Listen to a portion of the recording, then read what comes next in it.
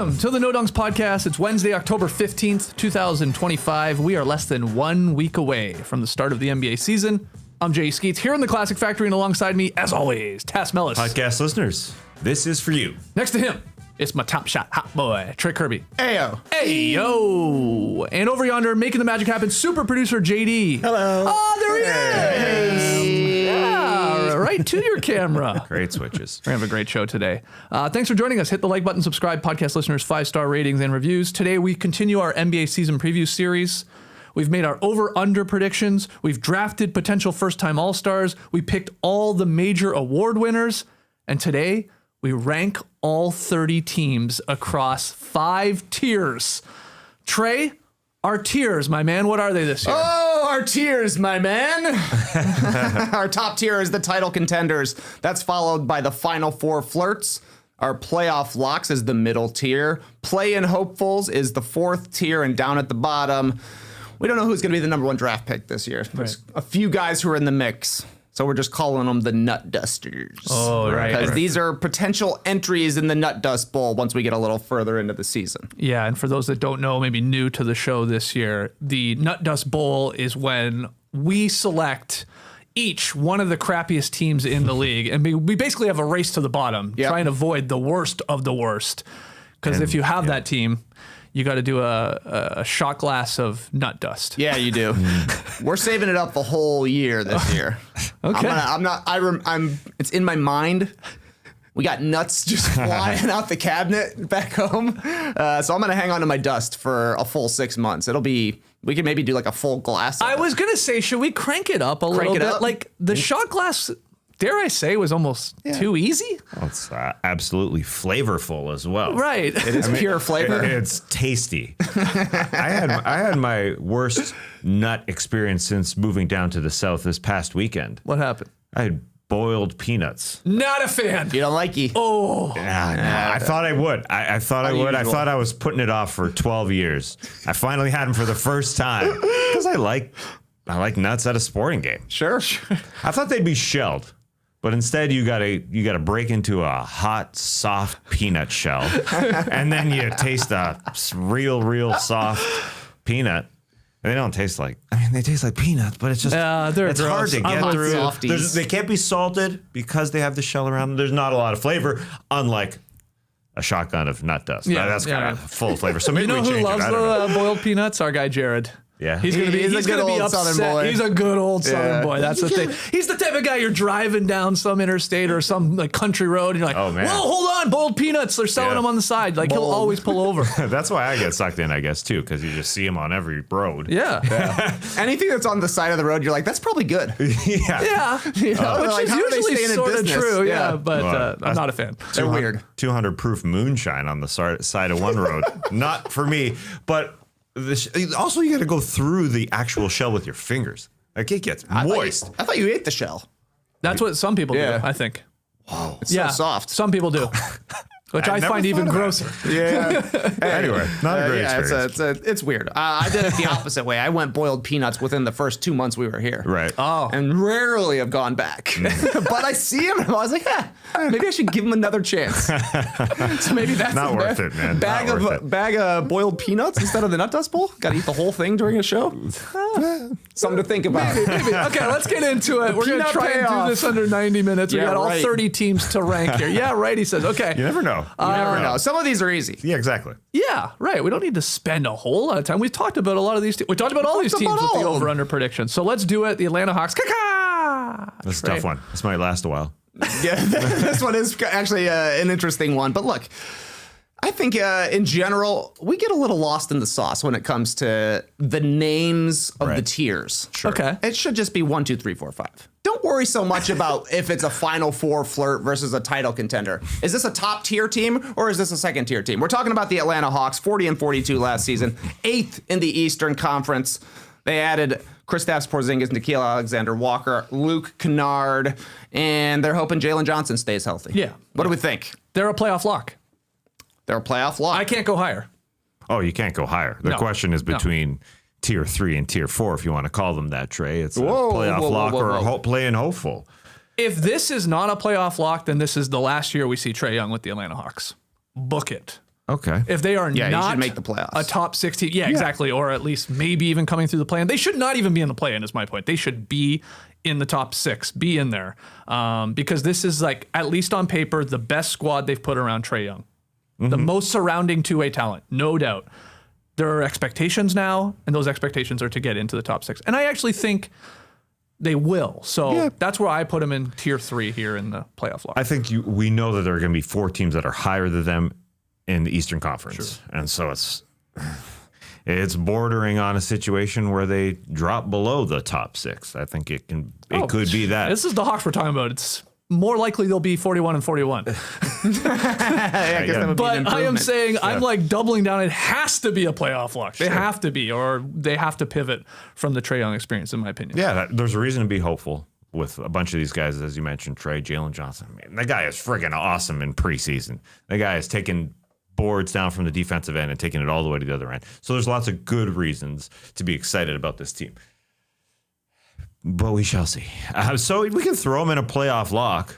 Absolutely. Playoff lock sounds good. I think they're the 4th best team in the Eastern Conference, personally. Okay. Well, Wow. That's So borderline tier 2, so but I you're- think we got them in the right Yeah, spot. I think that's good, though I was not encouraged Trae Young tweeting, it's just business with like some weird emojis. This guy's up for an extension, and it seems like the Hawks are hesitating to give it to him. So I wonder if that hangs over the season. Don't like it. Don't like it. Are you talking about that announcement that he's making tonight as we record here on Wednesday, October 15th?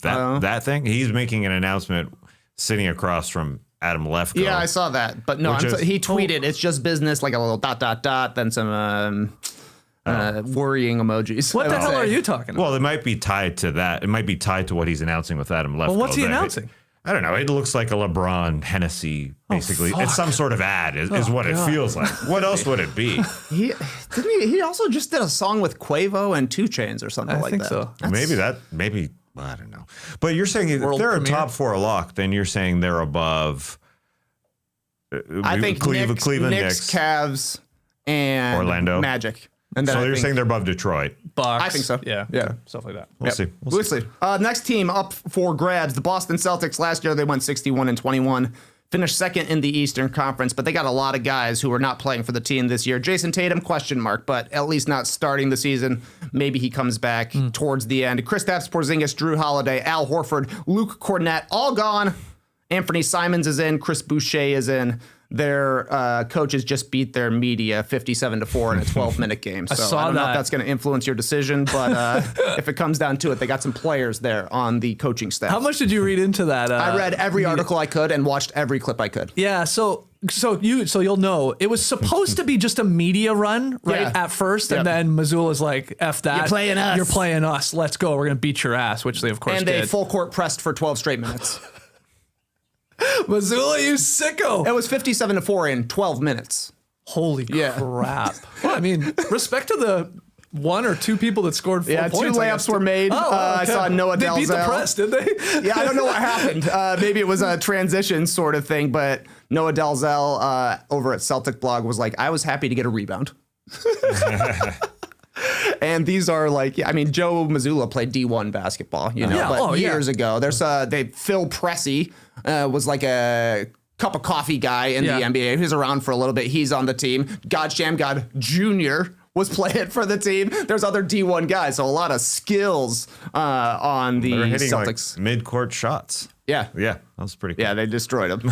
Wouldn't have gone like that if I was playing, but you know, we're here in Atlanta. How many points would we have scored if we were out there? Easily 6. I agree. Okay, so the Celtics. Where do you want Where to they at though? slot them in? I guess you got to put it. The playing hopeful is probably the place to put them. Yeah. Because the teams that we just mentioned in the Eastern Conference should be above them. And then we're getting into essentially 6 teams above them. I mean, close to it. They would hope to be that 6th best team, I'd say. They'd hope to be the 5th best team. But what happens when Jason Tatum's back on the court by Christmas? I don't know, man. I'm starting to think this guy might be back sooner than we first thought. He did a little dunky. Yeah. Did a little dunk. I wrote a question for each of these teams as we go through here. I do wonder, will they, should they, can they, in this very mediocre East, explore the idea of a little stealth tank type of year, right? Like if it gets off to a slow start, Obviously, you slow play Tatum. Maybe even Jaylen Brown's banged up. Like, could they hey, why don't we just take sort of a sabbatical year and really get a good pick or something like that? I think it's in play, but maybe the East is just so bad it doesn't matter. Who are they going to be worse than? 5-6 teams? Yeah, that's the thing. Yeah. Well, I mean, you don't have to be the worst team in the league to get the number 1 pick anymore. No. You got to be the 10th worst team in the league. Right. That's how it goes. Yeah, but they are running out. Hawks. Yeah. Right. So Celtics could be there. I'm the play-in. I'm tier 4 with the Boston Celtics, and I don't know. I guess we could be made to look silly with this. Like you guys talked up obviously the over/under podcast about oh, this is what Missoula wants, man. Exactly. I don't think that the guy underdog could possibly tank. No. Yeah. True.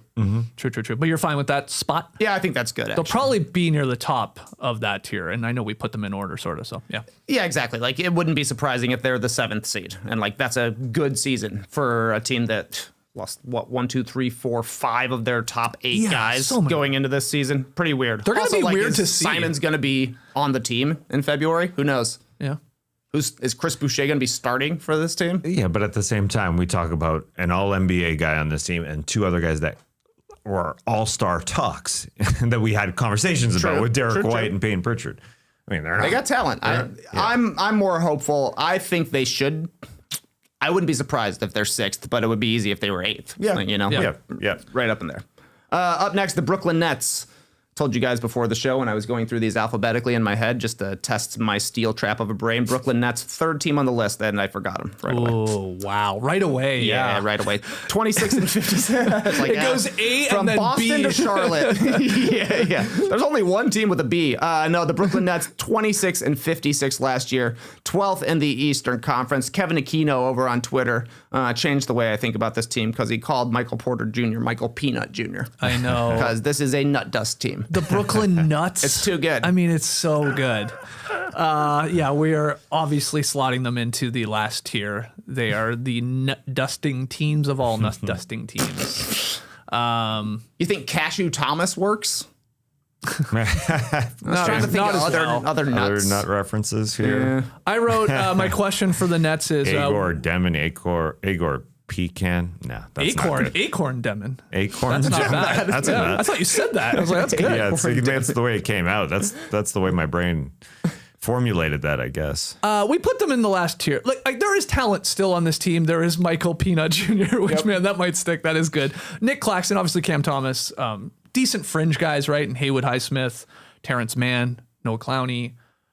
We love Kobe Buffkin. I don't know where he is on the depth chart for this team because they drafted 3 or 4 point guards. And my question was, which rookie will I end up caring the most about on the Brooklyn Nets, if any?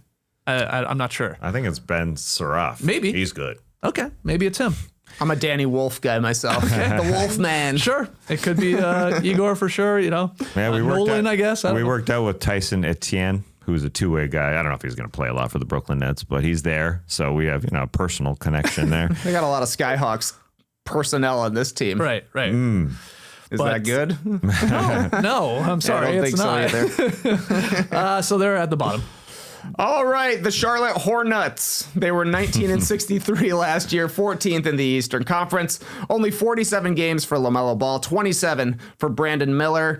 Their big addition this summer was Con Knipple, who they drafted number 4, along with, who else they get? Liam McNeely right at the end of the first round. Ryan Kalkbrenner might be starting for them, a big center out of Creighton, and Sion James, I think, was their other draft pick, a local guy, Dookie.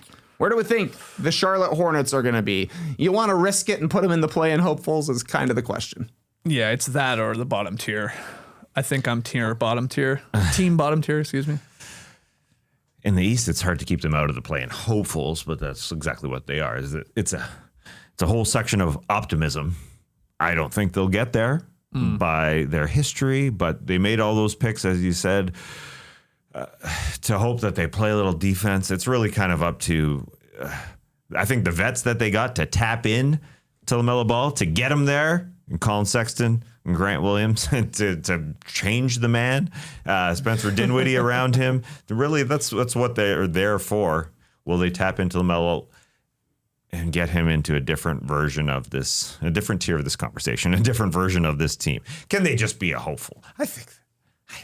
I hope they can, especially in the East. I mean, I got him ahead of the Nets at least. Oh, okay, yes, but I still have him in that tier. I think so too. But I heard Zach Lowe have a big conversation about it with Nekias Duncan this week. I still believe in LaMelo Ball. I think he's a good player. He just hasn't figured out how to win in the NBA yet. And there's not really a team built around him to win right now. Like their best perimeter defender is probably Colin Sexton. That's not great. Their best interior defender is a rookie. That's not great. Yeah. Their big returning vet is Grant Williams. They're like, ooh, man, this guy's going to be healthy this year. I don't know. Right. Still, they should make the play in hopeful category, even if you stink. I mean, Well, then you're just going to say every team in the Eastern Conference is a play-in hopeful, which is sort of fair almost. Well, yeah. I mean, yeah, I guess you'd have 3 teams that ain't even going to smell it. Nets and Wizards. Yeah. For sure, yes. Yeah. The third team is the question. I get all these questions that you're bringing up. Yeah, the LaMelo thing. Look, I'm excited to see Brandon Miller hopefully back and healthy. I mean, he was good before his injury. He was scoring 21 a game, and they had something going there. My question was how long until Ryan Kalkbrenner is starting at center on this team. They lost Nurkic, they lost Mark Williams. They have some front court depth questions. Diabate, I guess, is starting.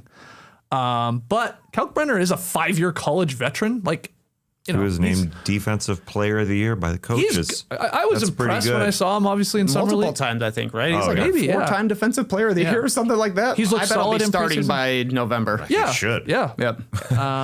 But I'm still in the bottom tier. I'm cheering for him. Yeah. He's a Blue Jay. Let's go Blue Jays. Creighton. Let's get him done. Nice. So it's fine keeping them in the bottom 3. That's wild. They're being led by LaMelo Ball, former All-Star. Then they're in the nut duster section. I mean, that's rough in the Eastern Conference. Yeah, I mean, stay healthy, LaMelo, and we're looking foolish. I think they could easily shoot up to 12th in the Eastern Conference if he stays healthy.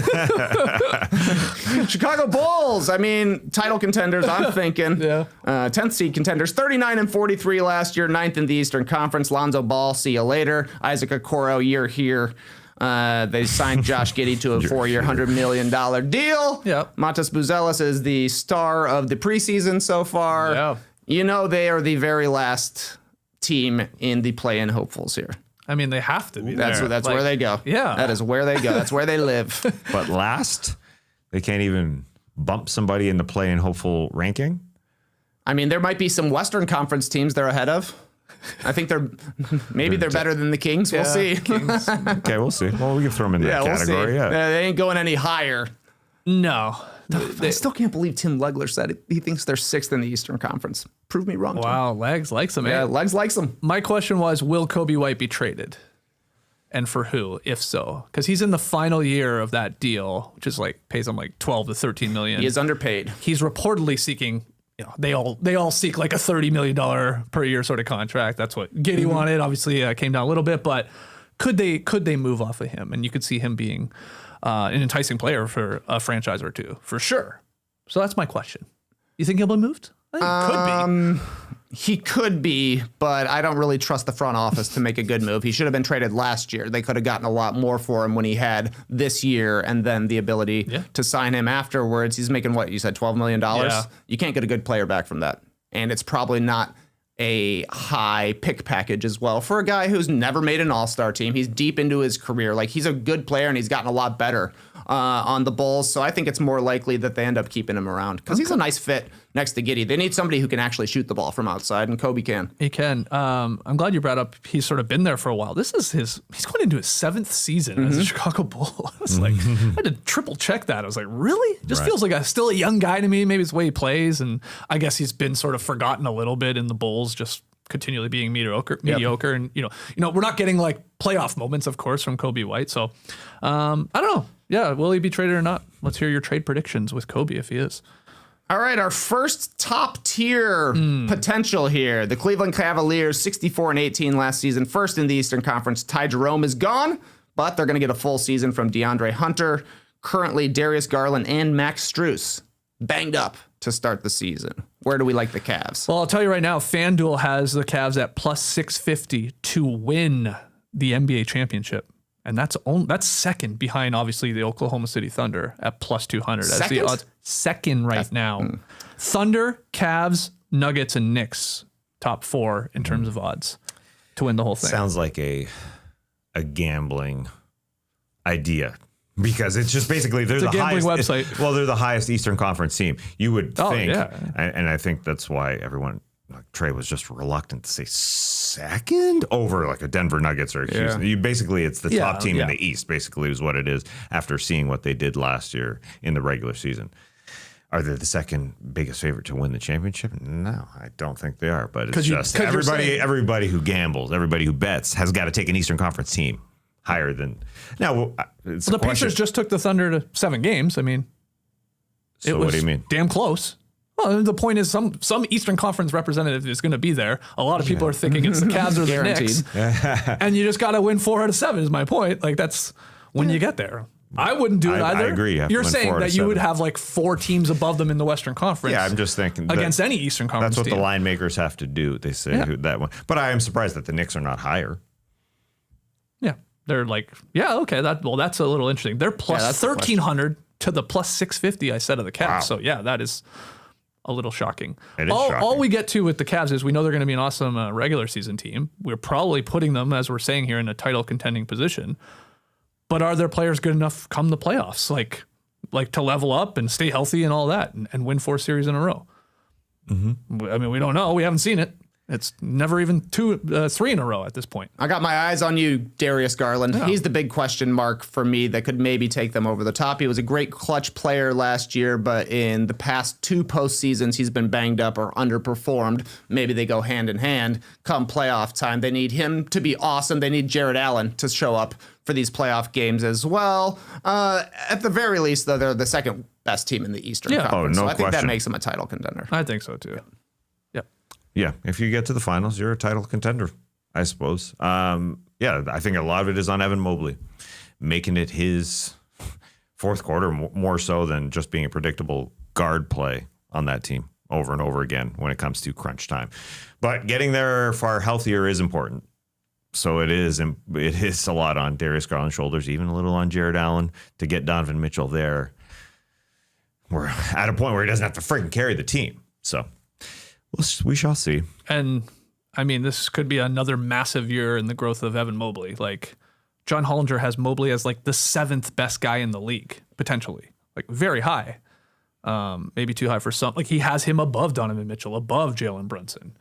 So Reigning DPOY, and he really took a step forward on the offensive end last year. Let's see if he can cook. Like, let's see what he can do with the ball in his hands, because it would be good for the Cavs to have a third option of somebody who can go and get a basket outside of Mitchell and Garland, who, for as good as they are still smaller guards, which can get a little overwhelmed in the biggest moments of the season. We'll see. There's no other way to say it. He was not used in clutch situations last year. Yeah. I thought you said earlier this preseason, I thought it was a good point. It was one of the shows that you guys did. Like, the Cavs are going to go as far maybe as Evan Mobley sort of levels up and can take them. Yeah. And the confidence they have in him to go to him later and stuff like that, which I do agree with. Kenny Atkinson said that they are going to use him more. Right. And he was literally used only 11.9% in clutch situations. That was his usage rate last year in the regular season. That's frickin' low. This is Evan Mobley. That's low. Compared to a near 40% for Mitchell, a near 30% for Garland, who was awesome in those clutch situations. But they're just too predictable. And when it came to playoff time, you know what's going to happen. The ball handlers are going to do it. That's the question, is like, what can Evan Mobley do? Like, big guys aren't often the clutch option for their team, and he is a big guy. He doesn't have a Dirk Nowitzki-like game where you can give him the ball and he's going to work to the mid-post and shoot over the top. Like, what's his go-to move or way of being an efficient player in the clutch? Yeah, he's got to have. He has more of a mid-range game, but he's got to just get to that, put it on the floor, turn around type of shot, I think. I'm too much of a dum-dum to actually look, but it'd be interesting to see what Chris Bosh's usage percentage was in the clutch. Like in the sort of Heatles days and stuff like that. You can't help but compare. If it was higher or comparable. Right. I don't know. Somebody do that for me. It's got to be higher. You could do I would think it was higher too. Yeah. That because you said has to be 12%. 12% and regulars. Yeah. I mean, they were injured against the Pacers in round 2, so there's that. But still. Okay, we got him in the top tier. There's a couple of things I don't like about doing this out alphabetically. Number 1 is that it takes us forever to get to a Western Conference You've said team. this before, yeah. Now we're finally to the Dallas Mavericks. The second thing I don't like is that currently, as the NBA goes, when we get to the end, it's just a disaster. Like, the last 2 teams we're going to talk about are the Jazz and the Wizards. Yeah. Sorry. Yeah. Also, the first 5 teams that we talked about can't even sniff a Final Four flirt, just alphabetically. Unfortunately, that's true. Yeah. But our first Western Conference team is the Dallas Mavericks. They went 39-43 last season, finished 10th in the Western Conference. That somehow got them the number 1 draft pick, who is Cooper Flagg. Their starting point guard is D'Angelo Russell. Anthony Davis there for an entire season as well. What does that mean, though? Entire season? An entire 68 games. Okay, wow. That'd be a great season. That'd be amazing for Davis. Come on, he's going to have healthy eyes, wearing goggles for the first time in his career. He won't miss games for getting poked in the eyes. Yeah, which That's happened good. 3 times in 13 months. He had eye injuries. So that's something. Yeah. So could he become the second greatest NBA player to ever wear goggles? Kareem number 1. Who am I forgetting? You're saying it has to be like a all-time goggle wearer, not like Dwayne Wade putting goggles on for 2 games. No, that doesn't Not count. Amari Stoudemire. He's probably number 2 right now. Amari. I would say, yeah. He was the guy I would go with. But you're going to take Anthony Davis' career over Yeah. Amari Yeah. Stoudemire. Yeah, okay. Yeah, okay. so I guess he's already number 2. We're not going Horace Grant, as great as he was. might be number 3. He might be number 3.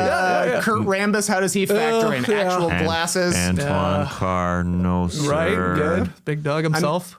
Kirk Heinrich, best guard who wears goggles. Best guard who Yep. wears goggles. It's all big guys. It is. I mean, think about it. Protecting the eyes. I'm a guy that gets poked in the eyes all the time. I come in with You a have black come eye in with a every couple- 3 yeah. months. Yeah.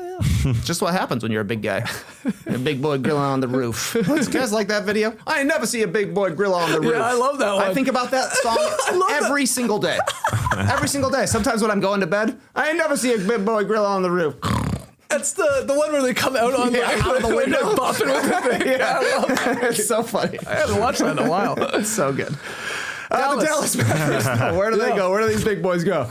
Man. This is a big boys team. They're grilling on the roof. They're huge. Are they a playoff lock or are they a play-in hopeful? A tier 3 or a tier 4? I think they're a play-in hopeful at the top of our list so far. I'm locking them in for the playoffs.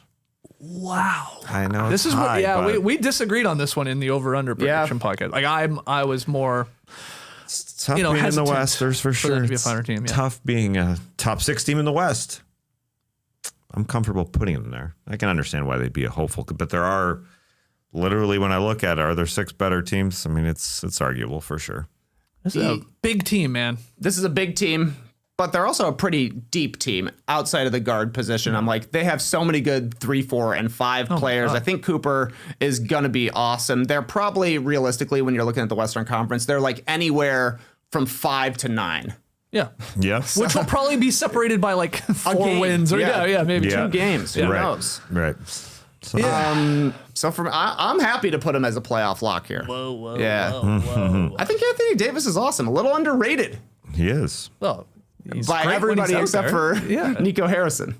Nico Harrison understands. He sees the vision, yeah. I mean, so they're going to start at their big positions, Cooper, AD, and then Lively. Yeah. I do wonder, I'm fascinated to see this whole double big sort of lineup situation because we still think AD at the 5 at times is actually the best way they can go, in my opinion. But he doesn't want to do that for a full season, nor should he. Right. I think you do it in spot minutes. You got Lively and Gafford again. Like that's an awesome 1-2 center position.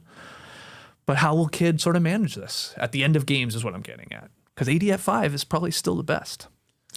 They also believe in Jason Kidd, signing him to another extension. Guy got extensions in back-to-back years. Why? We're going to extend you this year. Well, we really like you. We're going to extend you again. I guess it's to after the fact that he may have been able to get an interview from the New York Knicks just to give him a little stability. a little pat on the back. True. We really like you. We really like you. Stick around. I like you. Anyway, they do have a solid roster. That's Bounce what back I'm season banking for on. D'Angelo Russell. There's a lot on D'Angelo Russell's shoulders here. We'll see, Coop. point guard coup is going to happen a decent amount. Sure. I'm not so much worried about the playmaking. Like, Russell's a decent enough playmaker. Yeah. Anthony Davis can pass the ball a little bit, and then Cooper will make plays as well. It's more like they need D'Angelo Russell to shoot the ball well, because there's not a lot of shooting on this team. We've been told Anthony Davis is going to start shooting threes ever since Alvin Gentry was on our show in the starters days. It ain't going to happen. Ain't happening. No. No. And For a few Clay's games in gonna the fire them playoffs. up, but Clay's sort of hit or miss at this point of his career, Yeah. I feel like. D'Angelo Russell, they need a huge year. Really good, just solid, good efficiency year from D'Angelo Russell. Yep. I'm not banking on that, nor am I really banking on the fact that as great as Cooper Flag probably will be or is going to be, like, he is a rookie and you're like, here, man, run this offense.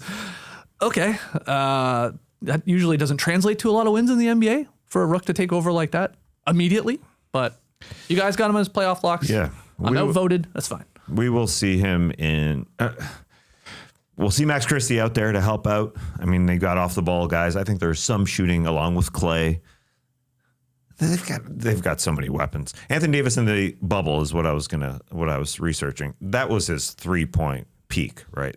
During the bubble days. Yes, Like, he was that was shooting. his best jump shooting ever Yeah. in an empty gym. They just need another pandemic, I guess, for him to be awesome. Those were the good times. They got a lot of moves they could make as well, so it wouldn't be surprising to see him add somebody. Hey, Kobe White, come on down. Yeah. Would be perfect. That for this would team. be They have nice. so many bigs. And you could trade Cooper it. for Yeah. Kobe. Who says no? You got me for Probably a Arturas second. I was like, Karnisovas. He's like, I don't know. no. I don't know. The guy's too young. We're trying to win now. Yeah, the Mavs are like, we'll throw in a super future first round pick. It's like, okay, Please no. Please we no. don't I can't pick keep picks. track. Yeah, I can't keep track. I don't want all these future considerations. I like this live in the now. Denver Nuggets, they went 50-32 last season, fourth in the Western Conference. That's crazy. 50 wins, fourth in the Western Conference. They added Cam Johnson for Michael Peanut Jr., and then, of course, they beefed up their bench. They got a beefy bench. It's better. It's better. It's better. I do wonder, are we overreacting a little bit to the Nuggets offseason moves? I think you brought this up, Trey. You sort of wanted to like pump the brakes a little bit on some of these moves that they made, which are good. Cam Johnson appears to be an upgrade over Michael Peanut Jr. Valanciunas as the backup big. Signed Tim Hardaway Jr. as a 3-point shooter because they are really bad at that. Yes. They don't take or don't shoot like a him. lot of them. Yeah.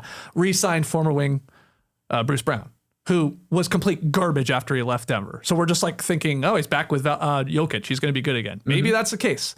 Maybe he's got to get back in that mountain air. Cowboy hat hits different when you're there. Big time. Right? The boots make a different sound on the linoleum, Yeah, they did. as they say. They did. But are we overreacting a little bit? I mean, this is still going to be a really good team. And the point of this is they are definitely a title contender because this looks like the best team in a while that Jokic has had around him. But it probably all still hinges on like playoff Jamal Murray. Yep. How great he is, and then internal growth and development from Peyton Watson and Christian Brown. And maybe Christian Julian Brown is Strouth. good. Yeah. Peyton Watson, Julian Strother, question marks for sure. The thing with the Nuggets bench to me is that, yes, they're better for sure. Valanciunas is good. Yeah. Tim Hardaway Jr., I think if any other team signs him, they're like, okay, who cares? But he's on the Nuggets. He's going to get shots. Yeah. Bruce Brown, we'll see. Yeah. It's not about those guys. It's about Jamal Murray and it's about Aaron Gordon, because when Jokic goes to the bench, those guys are the leaders of the second unit, and they haven't been good enough to lift the second unit to anywhere close to even. I'm super encouraged by what I see from Aaron Gordon in preseason. We've seen him have hot shooting starts to begin a year before. I think he shot like 40% for a month with the Magic once I upon a remember that. time. But if he's able to take a step forward, if Jamal Murray comes in focused, healthy, ready to be an all-star in the first half of the season rather than just the second half of the season, that's what really makes their bench better. It's not going to be, can we get Valanciunas 4 post-ups a game? No, for sure. No, I think Cam Johnson's a bit of an X factor when it comes to the bench too. Like, that guy can be hand in hand with Jamal Murray as your top guys on your bench when Jokic is sitting, and they can be freaking awesome. So should people pump the brakes? I think Jokic is excited that this thing did pump the brakes, so we slow it down a little bit. I don't got to shoot 500 times again. He can literally sit down. He doesn't have to play the most minutes he's ever played like he did last year. I think there's enough off that bench. Excited to watch it. Okay, so we have him as probably ahead of the Cleveland Cavaliers when it betcha. comes to the title contenders. Okay. Enough of the Western Conference. Back to the East finally. The Detroit Pistons are the next team up for ranking. 44-38 last season, finished 6th in the Eastern Conference. They brought in Duncan Robinson and Karis LeVert. They lost Malik Beasley, Tim Hardaway Jr., and Dennis Schroeder. What do we like for the Detroit Pistons? This is probably a debate between tier 3 and 4. Playoff lock or playing hopeful? It's hard to take them out of the locks for me. Right. They got there last year. Put up a good fight against the Knicks in the first round. Yeah, and the So replacements why would it fall that off? Trey said will be a factor. Dennis Schroeder was so key at handling the ball. Now it's Karis LeVert taking over that, along with more Jaden Ivey, which is a positive. Right. Cade, I think just the rub off of Cade and how he's going to lead that locker room, along with JB Bickerstaff leading that locker room. I think that's important. I think this team you just can't take it away. You just can't take it away from You don't see why they're going to be worse, is what you're getting at. Because of all these young guys, a little more experience, a little more growth. The guys they brought in can do a good enough job to make up for the guys that went out the door. That's what I'm getting at for sure. The young guys are a huge question. I think Asar Thompson, along with Jaden Ivey, can take that next step. Which guy are you most confident in? Youngster. Probably Asar. More than Ivy? I love Ivy, but I think Asar, he just freaking played last year, unlike Ivy, who got injured. So yes. Yeah, I like him as a tier 3 team as well. Yeah. I just think they've got enough talent and they've got Cade at the top. He took a massive step forward last year, and it's reasonable to expect him to be at least as good as he was last year. And I think Ivy can at least approximate what Dennis Schroeder was giving them. I think the Beasley thing is probably more of a question mark. He was bombing away from 3 last year, had an awesome season. Duncan Robinson just doesn't take as many as he did, nor does he take his crazier ones, right? Like off the dribble. Duncan Robinson likes to play out of a dribble handoff game, and it's going to be different to see him doing that alongside the bigs from the Pistons compared to Bam Adebayo. Say what you want about Bam, him and Robinson had great chemistry. Like that was a great way for Duncan to get his looks. I think Duren can be that kind of player as well. He seems to be a decent ball mover, but it'll take a little bit of time for them to develop the chemistry together that Duncan and Bam had in Miami. Playoff lock. Okay. We're all agreeing on. Yeah. For the Detroit Pistons. How about ahead of behind the Hawks, the local boys, the Hawks? I put them behind, but Yeah, sure. I mean, they're probably should be right. like a slash. They're the same. Yeah. They're the same. Whoever stays healthier will be better. The Golden State Warriors were back out west. They were 48-34 last season, finished 7th in the Western Conference. Their main thing this summer was signing Al Horford and some other deep vets, DeAnthony Melton, Seth Curry. They finally came to an agreement with Jonathan Kuminga, but I wouldn't factor him into your projections for the playoffs because it's likely he won't be there come playoff time. Also, full season of Jimmy Butler, I think, is a huge thing for the Warriors. I saw Kevin Pelton's projections had them as the best team in the Western Conference. Literally the best team in the Western Conference, ahead of the Oklahoma City Thunder. That was Pelton's projection or some sort of simulation they ran. Was that one I saw going around? I saw that. It was the Warriors were the number one. I think it was a simulation. But anyway, the question is like what we saw after the Jimmy Butler trade, is that sustainable for a full season with this sort of older bunch and then all of the pieces? I mean, if the answer is yes, then myself, maybe you guys as well, a lot of people are probably underestimating the Dubs. I guess the computers are not. But the Warriors were a 500 team with a negative point differential when they entered the trade deadline. And then they got Jimmy and had the NBA's 4th best record, 3rd best net rating, and the number 1 defense. So again, does that extrapolate over a full season if they're somehow have decent health from their main sort of 4 older guys? I don't know where to put that. I don't have them as a title contender. Are they in that second tier, Tess? Or is that still too much with this squad in a loaded West? Definitely locking them in. Are they a Final Four flirt? Yeah, I think you can put them there. I think you can. I mean, I'm fine putting them in the lock position. I mean, this team was first last year after the first month of the season. They're 12-3. They're better than OKC. And then they got injured. And then, they had to recoup to get Jimmy Butler and be this new team. But I think they're going to start off with a serious locked-in mentality to this year. They're ready. Because Jimmy Butler came to a media day with no crazy haircut? Taking it very seriously. I mean, True. That's what he did for Miami last year, though, as well, and it was a disaster. Oh, yeah, right. Yeah. Go back to the silly haircut. Yeah. Again, they started 12-3 last year. I think that's who they are. They're coming into this season ready to go with Jimmy and Horford is freaking important. I know. We'll see what happens in January, February, March when the oldies have to take a little step back. Like, I do think they're going to be awesome to start the season, but then the oldies once will the be injuries substituted. come into play. Yeah, and the game's played. I mean, Jimmy's not playing more than 65. Horford probably about the same. But they're going to play lots in October, November, December. Then they're going to slow down, and then here come the substitutes. Really, I think we're going to just see a lot of your Moses Moody's, your Quentin Posts, even that type of thing. So we'll see if they can hold it up. But where do we see them landing at the end of the season? So sounds like you're like maxing out almost on a playoff lock. Well, yeah. I mean, a Final Four, the flirting is fine. I like him as a tier 2 team. I checked the thing. It was the simulations that had him as the best team in the Western Conference. Pelton's projections had him at number 2. Okay. Yeah, by like 3 wins only behind the Thunder. I think the Thunder were at 59 wins. Warriors were at 56 wins. I think that's a high number for Golden State just because I think they are not going to prioritize the regular season. They will prioritize seeding towards the end of the year, gaming their matchups. The key for them is having everybody healthy. This is a better playoff team than they are a regular season team because if their top 6 are ready to go come playoff time, they're going to be a tough out for anybody, and it'll just be a matter of who they actually have to face in the playoffs. So I'm happy to have them as our first tier 2 team. Okay. That's fine with me. Fine by me. Yeah. I mean, you said if their top 6 is healthy, they'll have a chance in a playoff series. Honestly, at this point, if Steph Curry is healthy, you have a chance in a playoff series. Like they took game 1 against the Minnesota Timberwolves. Yeah, Jimmy went nuts after Steph went down. Yeah. Okay. Tier 2. Good.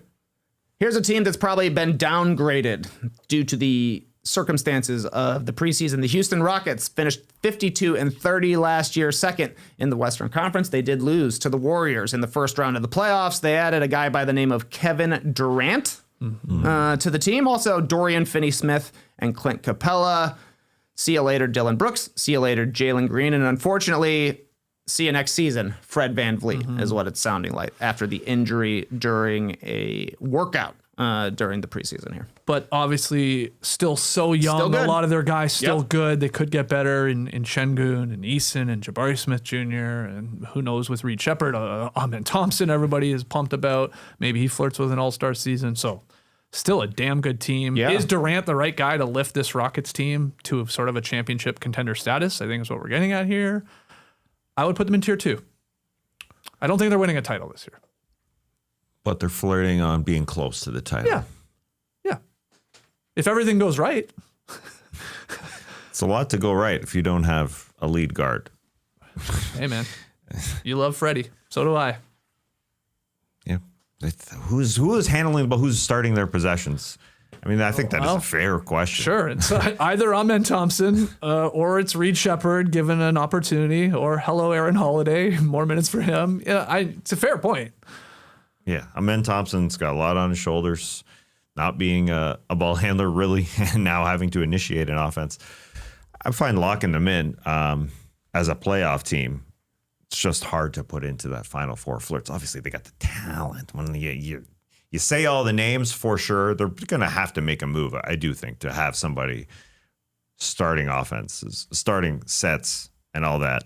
So there's going to be some question marks here the first couple months. Yeah, they definitely can't make a move basically until starting December 15th. Some guys become eligible to be traded. January 15th, they can get even better. But I have them as the top of tier 2. I would have had them as title contenders if Fred VanVleet was healthy. They have 2 guys who are going to probably be all NBA this season, in KD and Alperen Şengün. Yeah. And we'll see what Thompson is able to bring. They're going to have an awesome defense. Their defense is somehow going to get better now that Fred VanVleet is out, just by having a gigantic team. They're going to be playing all guys that are like 6'8" and up, it feels like, outside of maybe Reed Shepherd. And we'll see what he's able to give them.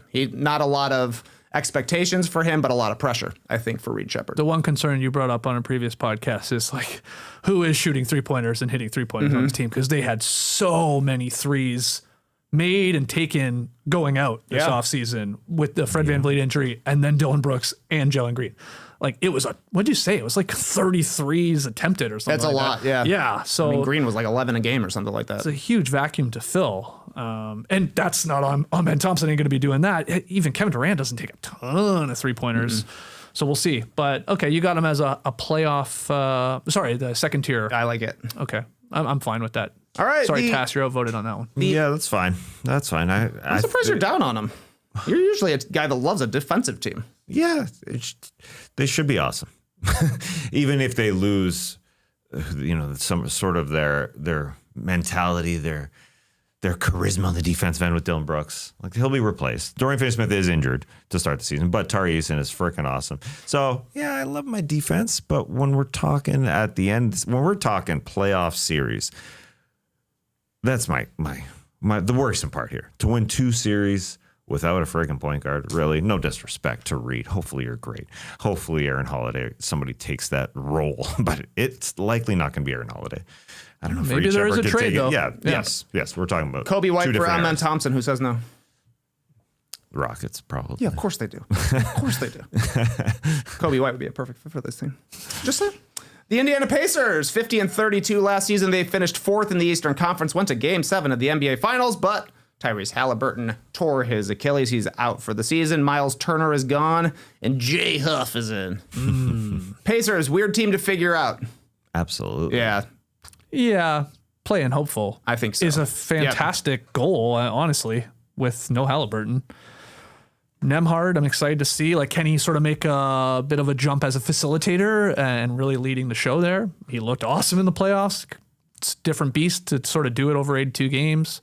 I think that's the spot for them. That's a lock. Lock them in to the play in hopeful spot. Okay.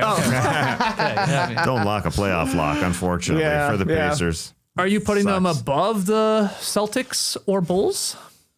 Oh, definitely above the Bulls. Okay. Yeah, I think there's still a lot of talent here. They lost 2 starters. That stinks. But Mathurin can step up a little bit. I think Nembhard will have a good season. Siakam is an incredible player and a guy that gives effort every single game. I think he's a pretty decent floor raiser and was huge for the ceiling of the Pacers as well. So, I think they are probably equivalent with the Celtics. So it's like these are similar teams in similar situations with their star going down with an Achilles tear.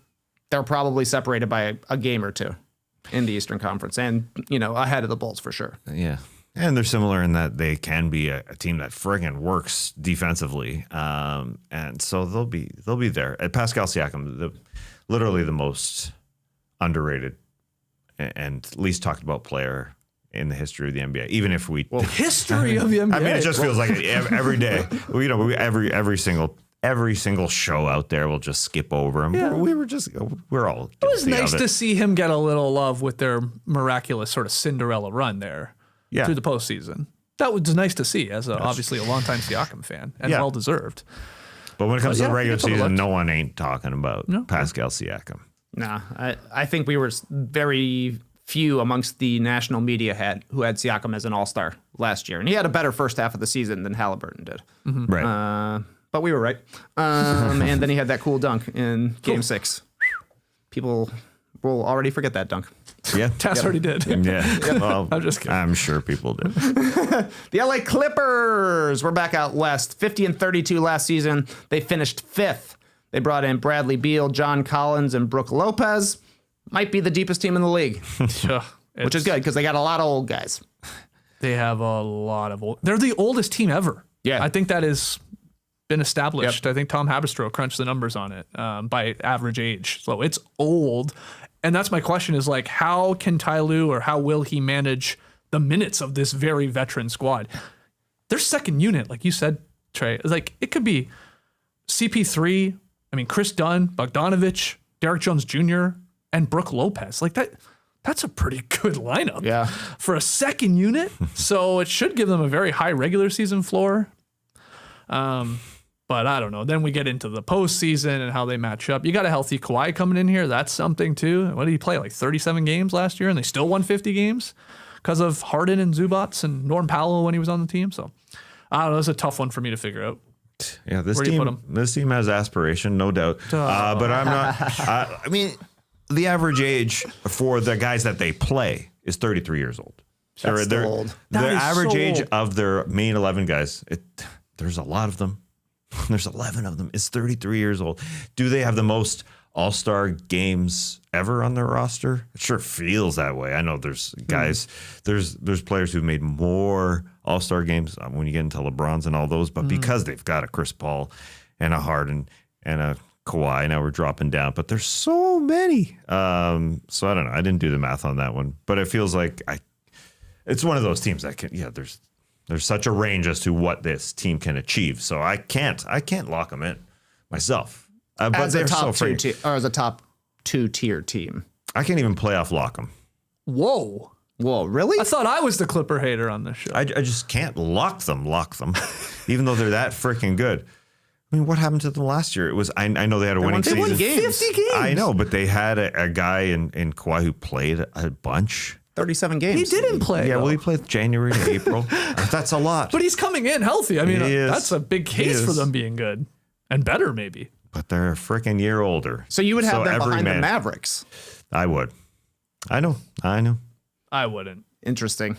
It's now, tough. now, will the NBA's investigation into reporting about the possibility that the Clippers circumvented the league's salary cap, will that have any impact on this franchise? Any impact on Kawhi himself? I mean, it is funny. Like, everyone's like, nah, probably No. not.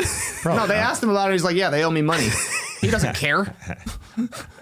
The guy cares about nothing. I know. Yeah. So it's weird in a weird, teammates, it's strange. And who like knows? that investigation's just going to be dragged out forever. We ain't going to learn anything until after the All-Star break, probably the end of the season, if we're being honest. Feels like. Oh, yeah, they've hinted at that. They're like, said it. They're like, don't worry, going we're not in. They're rushing. like, we're not saying anything until after the All-Star game. Yeah. For sure. Well, that may mean that they're guilty because they need to have the All-Star game in the Intuit Dome. They've signed the deal. They've done the photo ops. It's happening. Oh, God. I think it's legitimate. And I would say that at least that's a positive. At least they are going to punish the Clippers for doing what they were doing. If this is we're talking in circles. This is like Mark Cuban going on Pablo Torre for the second time. That was just all in circles for Cuban. I couldn't even tap into that one. I had to. I was like, had to. I'm done. I'll wait now at this point just to Yeah. see what the NBA says. getcha. I mean, that's no knock on Pablo. I mean, this has been incredible, and he broke this story. But it's like Cuban back on it. Like you said, I was like, I know where this is going. Round and around and around. I'm surprised to see him taken up for other billionaires. That's I wouldn't have expected that at all.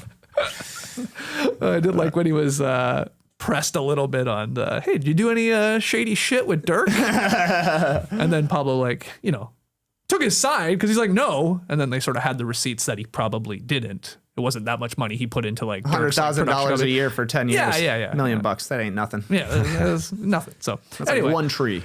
I have the Clippers above the Mavericks. So I hear you. I have to go playoff. I agree. I would have them begrudgingly. top of tier 3. But they're creaky. Yeah, they're creaky. And look, I want to put them in tier 2, but it's the Clippers. I can't totally do it. There's concern of can Harden do what he did last year? That was a really awesome year from him at this point of his career, age-wise. And Zubats was amazing. Can he replicate that as well? Health and all that. And then of course even the older guys like these plug and play Beals and CP3s and all these guys, and Kawhi himself, of course, that's out there for half the game. So Yeah, there's maybe that. I'm just angry about this whole aspiration thing because Zubats ain't going anywhere. He's a freaking all NBA player potentially. He's that freaking good. Harden is such a resilient dude for who he is and where he's been in his career. He's going to play. And he wasn't all that always plays. awesome. He always plays. He wasn't all that awesome to start the first half last year. He played, though. So that was important. Yeah, maybe I'm just, I'm a little, You love trees. little upset. You love trees probably more than most, I'd say. More than most? Well, you love composting more than anyone I know. Yeah, but so that's like a trees- natural, what's the word I'm looking for? They go hand in hand. Yeah. I mean, it's They go soil and root. root and soil. Yeah. I wish I loved them more than most. I'd be rich I'd be what's the name of the guy who's going to jail in this aspiration? Sandberg or something Sandberg, like that? yeah. Andy Samberg? Yeah. Yeah. Not Ryan Sandberg. R.I.P. to Ryan Sandberg. Rhino, big time. But So you're basically saying Tree Karma's going to get them. Nature Karma. Nature Karma. Disrespecting the earth. Nature Karma sounds like a fake scam company. I would love to. That does sound like a carbon bank company. Karma. Nature Karma. If you feel bad about polluting, buy our trees at Nature Karma. Oh, I like it. Yeah, I wonder how good they're going to be. Not to get back to the basketball, but defensively, are they going to be good? Yeah. As last year? Yeah, they were. I know the Zoop was there, but now likely starting. Chris Dunn's going to the bench. Yeah, Beal's starting. They've said, I think. That's a step back. Yes, Chris Dunn was yes. their dog. Anyways, they should outscore everybody. They've got more All-Star appearances than the freaking other teams in the NBA. I wonder if that's true. No, I don't think it is. I'm like, LeBron literally has 22 by Luka himself. and LeBron. That's the thing. Yeah. Well, 21, right? He didn't reach the first one. Anyways, doesn't matter. Oh, yeah, yes. This is his 23rd So they're season. at 26, 27 maybe, the Lakers, without even considering anyone else on their team. Marcus Smart? No, he never made it. Okay, anyway, what do we do? Let's keep going. Let's go to the Lakers.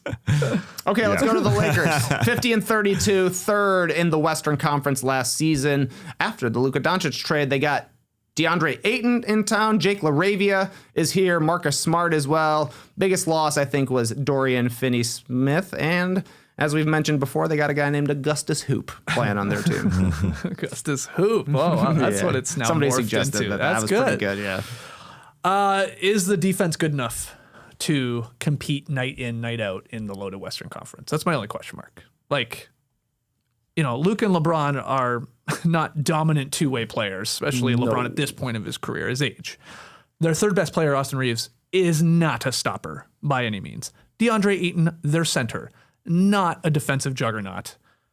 They brought in Marcus Smart, but he's getting up there in age, and we haven't seen it in a while. So has he lost a step? What he can do? That's my question. They ranked 17th on defense last season, and they lost their best perimeter wing defender in DFS. So I just wonder if they're going to be able to stop teams.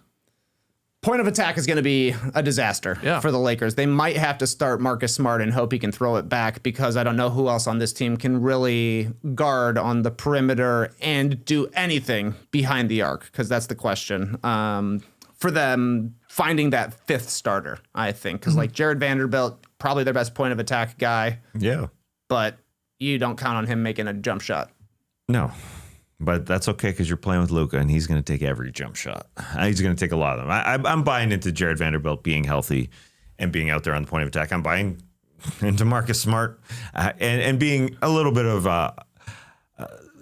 just a replicate of what they were last year. Somehow, JJ Redick got this out of their team. I know they are losing Dorian Finney-Smith, as you said there, but I think they've got enough parts to go in there. Jake LaRavia will see what he can do. And I think Luka Doncic is looking good. Played in his first preseason game. He's happy. There we go. He's Got some smiling. reps in. He's looking. The body looks good. I think they got it. I think you lock him in.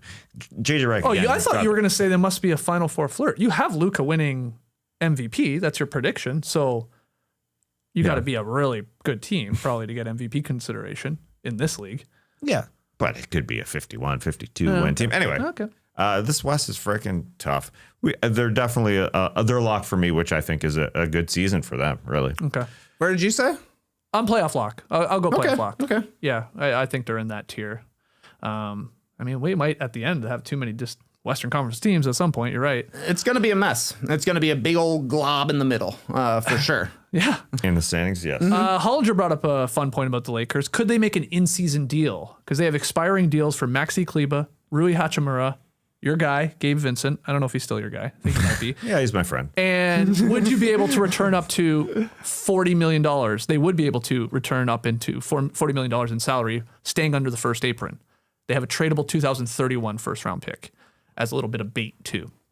Just throwing it out there. Hollinger was like, maybe they do something here in season. Yeah, Hollinger is I think, tapped into what Rob Pelinka has done very well. They've been able to keep their assets.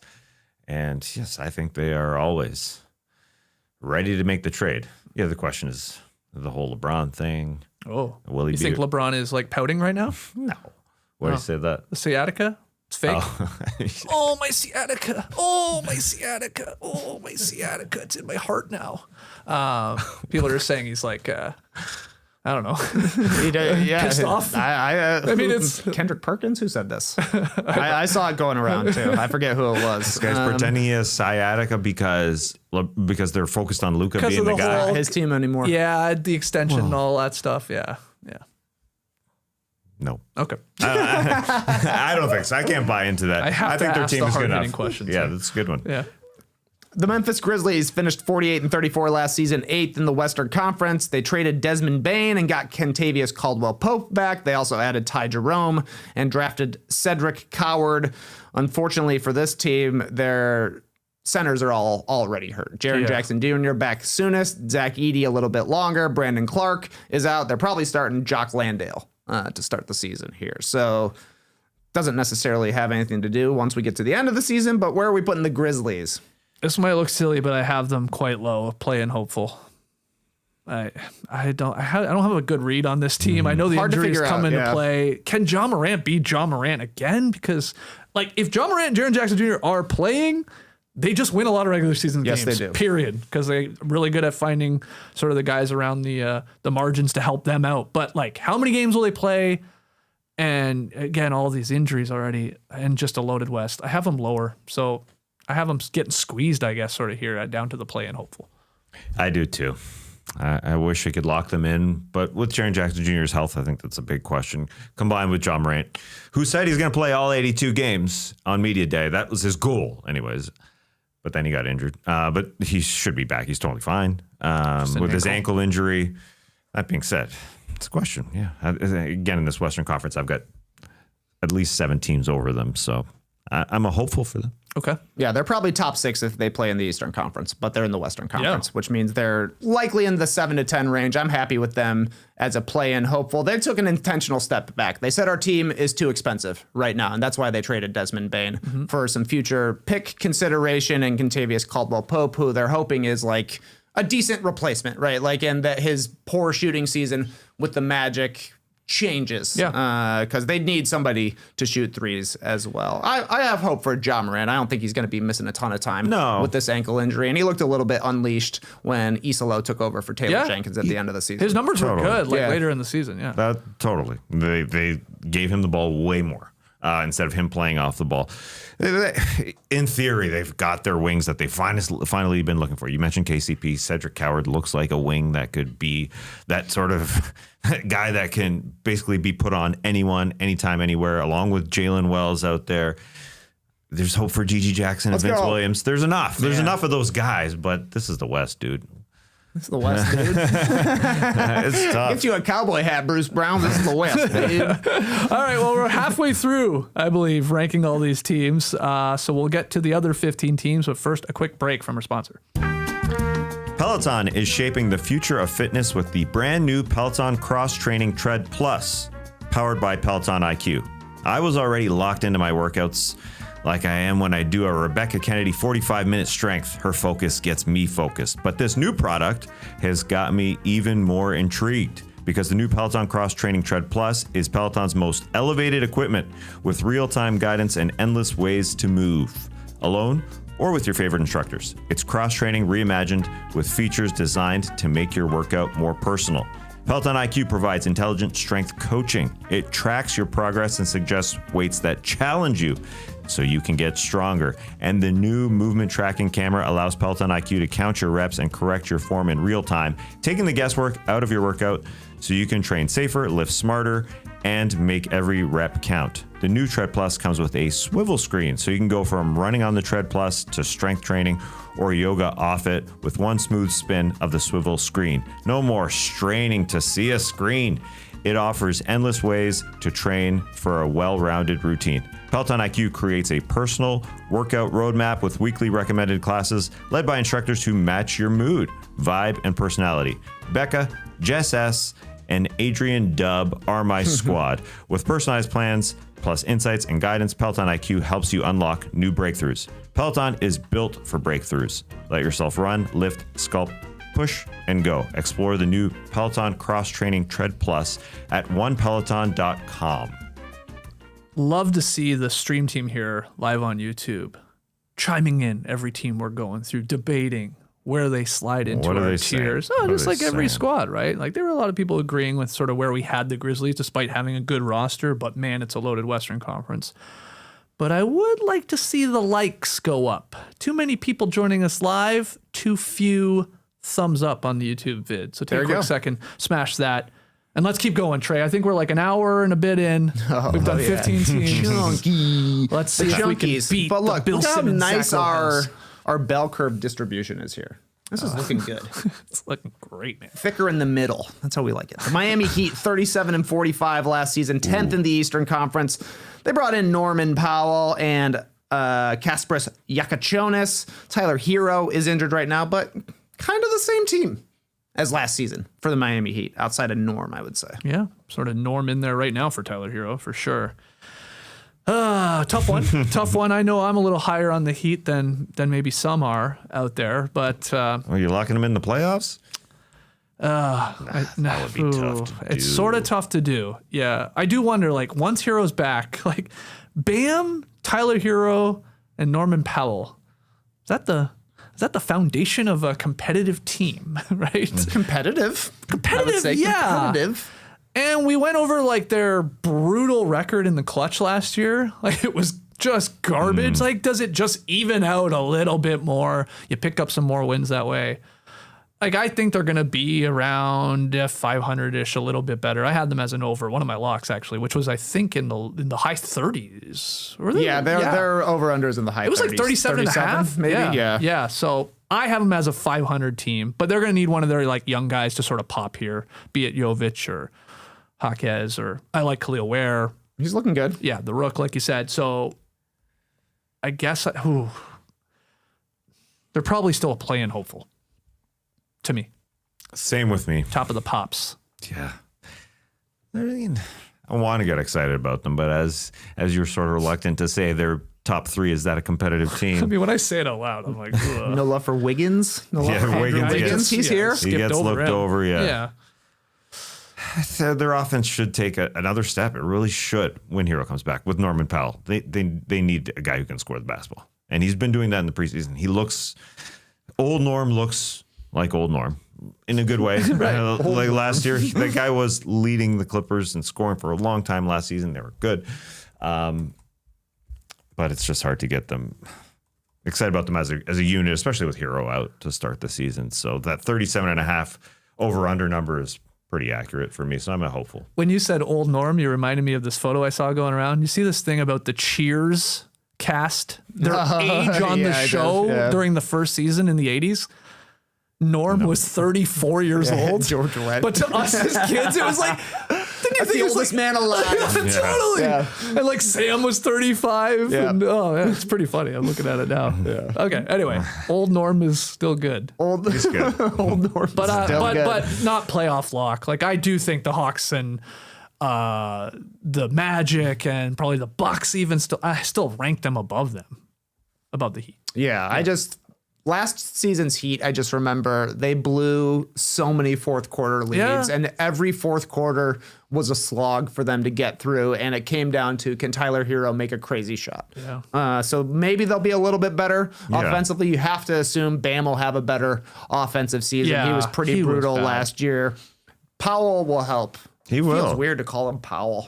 No, he's a norm. He is a straight up norm. Yeah. But Powell is going to help because the guy drives the ball, and they don't have anybody like that. Like Hero's a good jump shooter. Bam is nice at catching the ball at the elbow and maybe shooting a 15-footer or turning and passing to somebody on the other side of the court. They don't have a guy who just gets to the rim. So definitely that's going to be helpful, having Norm Powell. Maybe Wiggins gets more invigorated in a full season playing in Miami, but sounds like you're off the island, Skeets. Sad to say. Wiggins Island? Yeah, I probably am. Yeah. It's all right. I finally got off. Yeah. So you're fine with the playoff or play-in hopeful? Yeah. Where do you rank them, though, compared to the Celtics and Pacers, teams that are incomplete, I would say, this season? I like where you have them, just above them. They got to have better luck. They got to, right? Right? Here's a team that has some bad luck. The Milwaukee Bucks, 48-34 last season, finished 5th in the Eastern Conference. Damian Lillard tore his Achilles, and then the Bucks shipped him out or I guess they waived and stretched him, actually. They brought in Miles Turner using the Dame slot. Kind of interesting in the preseason, Kyle Kuzma coming off the bench, playing Giannis and shooters. That's their smartest move. Yeah. Yeah, Yes. that works. That's actually a good idea. But also Kuzma is maybe their best perimeter player. So we'll see. Yeah, it's smart because I think the second unit will be going through Kyle Kuzma because he wants to shoot when he gets the ball. So that's I think a more optimal role for him. And yeah, Giannis has to bank on a lot of guard play hasn't been proven strong in the NBA. He's banking on Ryan Rollins. He said he's improved a lot. He's banking on Kevin Porter Jr., who really flamed out in the playoffs. It was difficult to watch him as the starting point guard for this team against the Pacers. He's banking on Cole Anthony. He loves Cole Anthony. We're talking about guys who've failed in other situations, and Ryan Rollins just a young player here. So are you betting against Giannis is what it comes down to, because the guards are questionable, very questionable. I think their D will be really good. I think Giannis will be healthier as the season goes on, having Miles Turner beside him. But are they a lock? I ain't betting against Giannis. I mean, maybe I'm guilty of doing that, but I'm fine. I'm fine locking them in. It's a little crazy, I think, even with the Milwaukee Bucks. The only person more obsessed with family than Vin Diesel is Giannis. And he's getting all the bros together. Oh, yeah. It's pretty hilarious to see. But Alex. Yeah. Come on down. Come on over. I am a playoff lock. I would put them right at the bottom sort of our tier there. I think I have faith still, obviously, in a Giannis-led team, just in this East to still be a top 6 seed. You too? Yeah, I'm fine putting them there. Trey, you're hesitant? I'm down on this. You're team. down. Yeah, Wow. I definitely am. They have Giannis. That's awesome. But he doesn't play 70 games anymore. And that's the problem for me. And but if we're looking here, like, they do have Giannis. Yeah. I mean, they've had Giannis, though, for the past 3 seasons, haven't won a first-round playoff series. Right.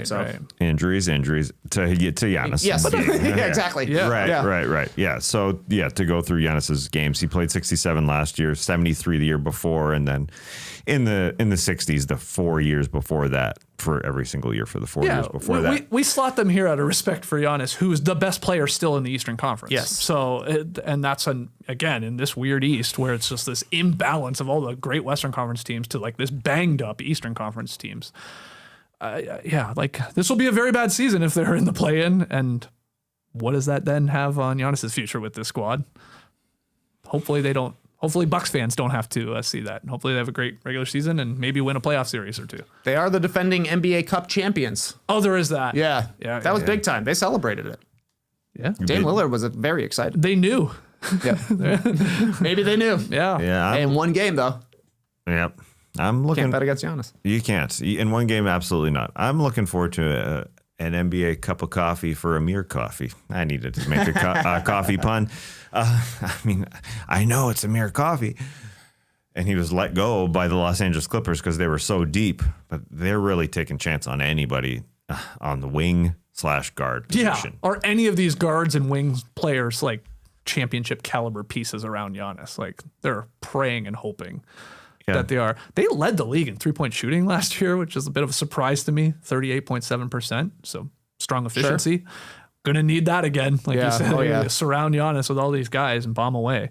Yeah. And Turner to obviously help out with those threes and defensively. Yeah, he shoots threes. That's good. I think that is being a little overlooked. He's still a really good player. And look, Kevin Porter Jr. was pretty decent in the regular season. He actually was a good fill-in for them. And then when they needed more from him in the playoffs, that was the problem. Can't wait to say Taurean Prince again because he's going to play and he's going to hit shots. He's going to play less. He's going to play less, finally. I think that's good. Yeah. These guys who were playing a lot, Taurean Prince and Andre Jackson Jr. are kind of buried right now. And they were major pieces for this team last year. So it kind of feels like they don't really know exactly who they want to play. But I saw Amir Coffey and Jericho Sims have been friends since they were in grade school, so that's cool. Oh, family and friendship. Family and friendship. Damn. That's might and be a first-round playoff appearance, perhaps. Yeah, we think.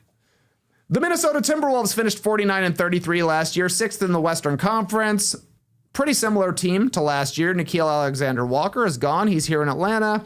Didn't really replace him because they're hoping Terrence Shannon Jr. and Rob Dillingham can take a step forward. They also drafted 2 gigantic guys Johan Beringer, and Rocco Zikarsky. Both 7-footers. One of them hit their face on the rim this week. I forget who it was. Rocco? Maybe Wow, so. I I think didn't he's see been that. wearing a face mask, but I don't think they're going to play very much, those two, behind hopefully Rudy not, to be Gobert and honest. Yeah. Naz Reid. So where you got the Timberwolves? Rocco Zikarsky. Cool name, huh? Didn't see that coming out of nowhere. Yeah, Johan Beringer. They're both super, super young. So Beringer is likely to play more minutes if he does as the Rudy Gobert backup. But I've got them high just because, yes, Nickeil Alexander-Walker, who I think is a little bit overrated right now, even though I love him here in Atlanta, but people just elevating every single Hawks move. He wasn't a monstrous player for this Wolves team. And I think Dante DiVincenzo can be slotted in there as well as a guy who's didn't really find his way in Minnesota just because he was dealt right before training camp happened. So I think they got a bunch of guys that have learned, along with Julius Randle, those guys have learned how to play with Anthony Edwards. So I'm banking on them to be a lock for sure. I feel like the Wolves are the most disrespected team from the Vegas odds coming into this season. I thought their over-under line was a little weird at 49.5. I see them as, when you look at the Western Conference winners, the odds for that, OKC, number 1, plus 125. Then Denver, plus 500. Then the Rockets, plus 1,000. Same as the Clippers. Same as the Lakers. I haven't even said the Wolves yet. They've been to 2 Western Conference finals. They have a similar team still. It hasn't changed all that much. You might have an Anthony Edwards leap here as he gets older and gets closer to the prime where he explodes even more. So like for them to be, what did I say? 6th, 7th for the odds on favorites to win the West. I don't know. I feel like that's a bit of a slap to the face in my opinion. Yeah, I think it's probably because every other team you mentioned made a move and all they did was lose a guy. Yeah, maybe that's it. Maybe that's it. Just signed guys. They're like, all right, Randall, you're back. Yep. Naz Reid, you're back. Yeah, possibly. But I am, they're to me easily a Final Four flirt.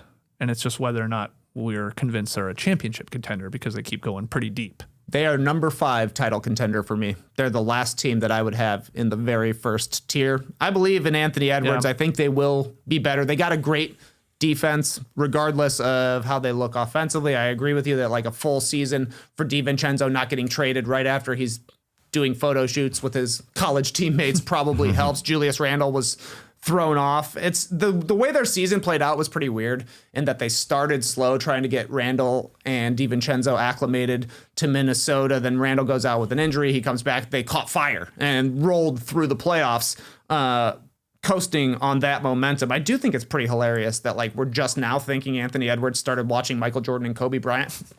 I bet he probably checked him out before then, but Probably. look, if he comes back with an awesome post game, that's big time for the Timberwolves because the two things lacking in Ant's game are the blend of scoring and playmaking, which is just going to have to come with more on-ball reps. But number 2 is a in-between game. He can get to the rim. He turned into an awesome three-point shooter last year. But come playoff time, teams were playing him to do one of those two things, knowing he isn't as confident in between. So if he's able to kill switches even better this year, if he's able to live a little bit in the mid-range like an MJ or a Kobe, that makes them an even deadlier playoff team. So I'm personally a bottom of tier 1 guy for the Timberwolves. Yeah, I'm fine throwing him up there. I know people are sort of reluctant to buy into this team because the guy playing beside Anthony Edwards is old in Mike Conley. Yeah. So that's what teams defensively were able to do with Ant, get the ball out of his hands. So if Mike Conley is older, can somebody fill in that role? And I think that's a fair question. I think DiVincenzo will elevate himself. Will he be a starter at some point like he was for the Knicks in the year prior, bombing away? No, he ain't the ball handler that Conley is. That's for sure. I think the other thing to worry about a little bit, you said their defense can be good. No doubt Jaden McDaniels is good. Is Rudy Gobert finally old? I think that's possible. You know, he is important to this team. He's 33. That's old enough to be Johan Berenger's dad, almost. Not really. But Johan Berenger, who's supposed to be the replacement of Rudy Gobert. How old is he, 19 or 20? Yeah, 19 at the most. Yeah. What does the internet say? Yeah. Why can't I see his name when I'm looking at this freaking roster? He does look like he's going to be There he sweet, is. though, Berenger, but not this year. He's pretty young. 18, 343 days. So Oh. Rudy is old enough to be his very older brother, I suppose. But anyway, there's some questions there. From a second marriage. Accidental. Yeah, right. There's a big difference there between Rudy and Berenger. Yeah, so the second marriage accidental, that's 16 years apart. Yeah, I guess. Anyway, as you said with the Timberwolves, I think that's probably where they were ranked last year, right? The same sort of spot, like 5th, 6th in the Western Conference. Yeah. I imagine. It's like every year with this team, but you can't bet against Ant. That's part of it. This team should be nobody's ready to thinking Ant's getting worse or Yeah, probably yeah. even plateauing. And I think when we just get to the playoff series with Ant, it's like he needs to be the best player on the floor in these series. But they've run into some MVP-like guys and really good squads in the SGAs and the Jokic's of the world and stuff like that. But he's going to continue to get better here. He needs to get a little bit more efficient scoring. Trey brought up the playmaking, the balance of that. Now he's adding the mid-range game. Just like he already is a leader. I mean, he's sort of a leader from day one. He just sort of holds himself that way, but on the floor and all that. So I'm fine with putting them as a title contender right at the end. Cool. New Orleans Pelicans, 21-61 last season, finished 14th in the Western Conference. They traded CJ McCollum for Jordan Poole. They brought in Kevon Looney, and then they drafted Jeremiah Fears and Derek Queen. Derek Queen, I think, is 150-1 for Rookie of the Year. Whoa. Wow. Talk about a dark horse, but imagine Zion goes out with an injury and Derek Queen, Gets he's slotted good. in there. 20-10. How long's... How are you?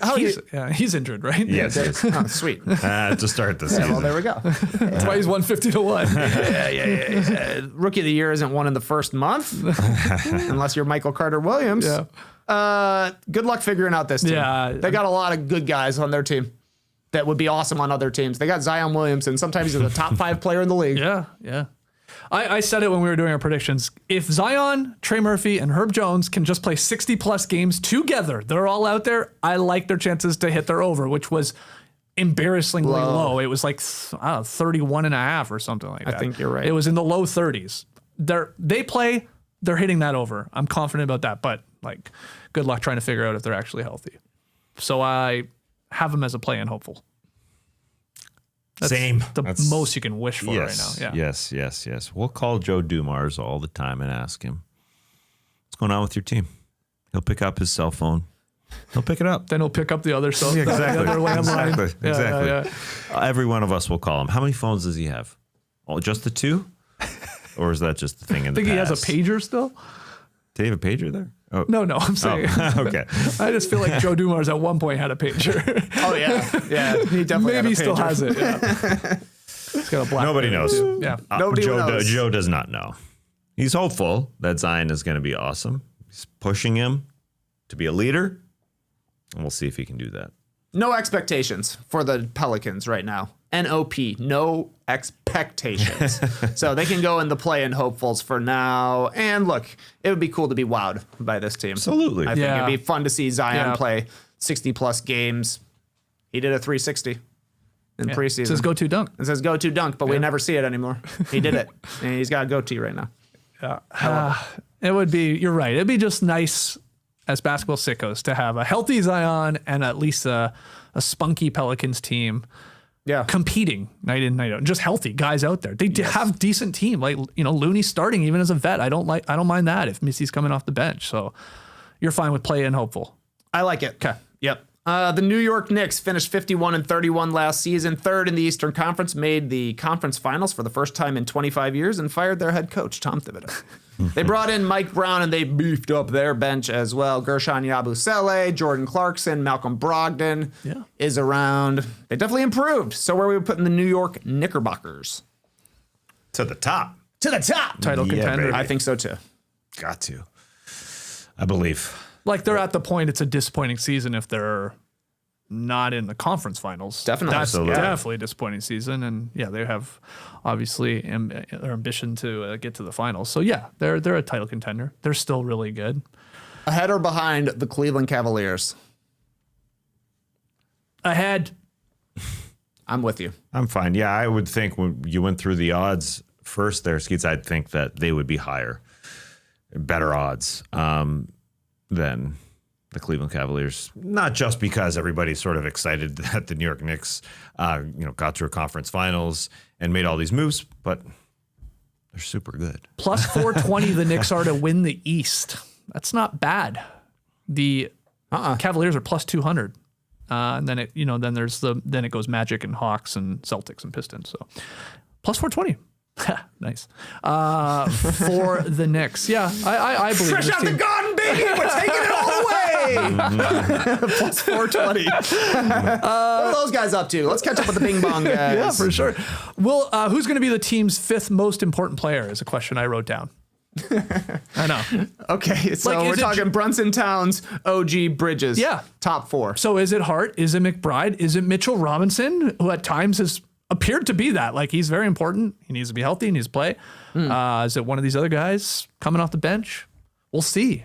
It's probably Hart, but I wouldn't be Their surprised. lineup if was those awesome guys. when Mitchell Robinson was in. Yeah. I know. Yep. I know. Yeah. Double Bigs is back. It's back, baby. I think Mike Brown is going to be buying into that. But they have so much depth. So that's why I have more faith in that 51-31 performance last year. I think people forget that they just won 51 games. Like, it seems like they won there was more. a lot of people I remember hitting the over going into last season.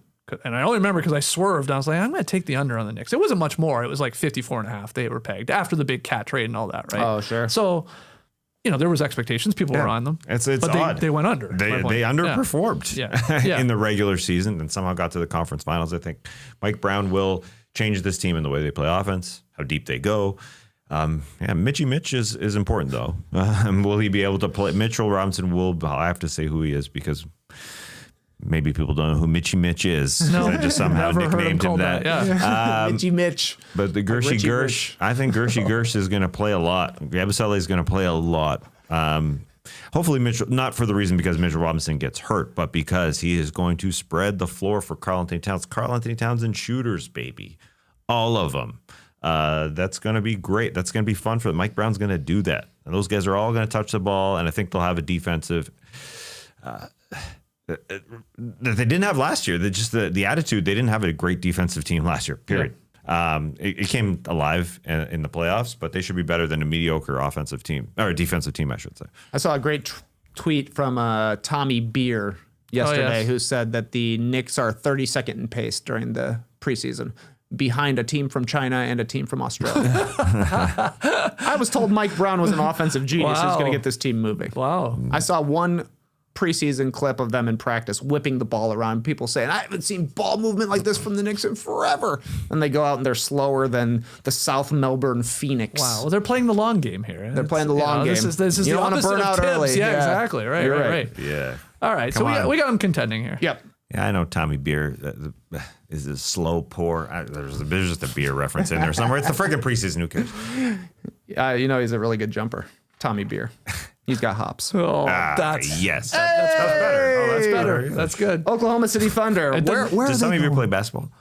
I don't know. I don't really know who he is. I follow him. He's a Knicks Twitter guy. He's sure. a good Knicks Twitter follow, and he just had the thing going around with the oldest basketball you've ever seen. He's like, I finally got to retire this one. Oh, that was him. Yeah. Yeah, and it looked like a sweet gum ball. Yeah. Or like a COVID thing.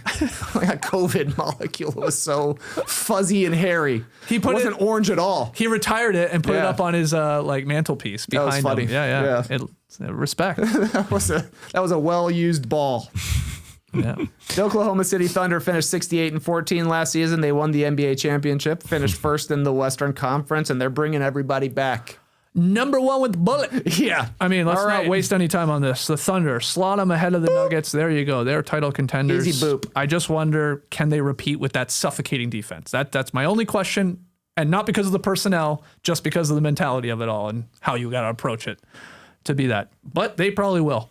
What was our over-under? 61.5 or 62.5? I know I went under. Do you go I went under as well. Hey, look, Jalen Williams isn't ready.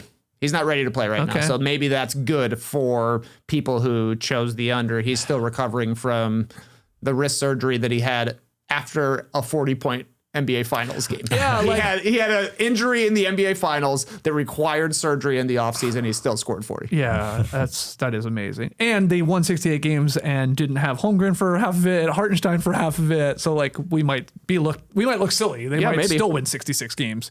He could miss a month. Like they're so deep too, and they obviously have an identity. They're well coached, and they got Shea, who's always going to score 32 points or 31 points. So Yeah, they're pretty good. they're good. Yeah, okay, Pretty good. Let's keep it going. Good luck to Nikola Topic's Nuts. nuts. Yeah. To his nuts. The Orlando Magic went 41-41 last season, 7th in the Eastern Conference. That's with Paolo Banchero playing 46 games. Franz Wagner limited to 60 games due to oblique injuries. They brought in Desmond Bane and Tyus Jones. They shipped out Kentavious Caldwell-Pope, and they drafted Jace Richardson. Where do we like the Magic? I think it was easily a lock. Yeah. That's right. Are they a Final Four flirt is the question.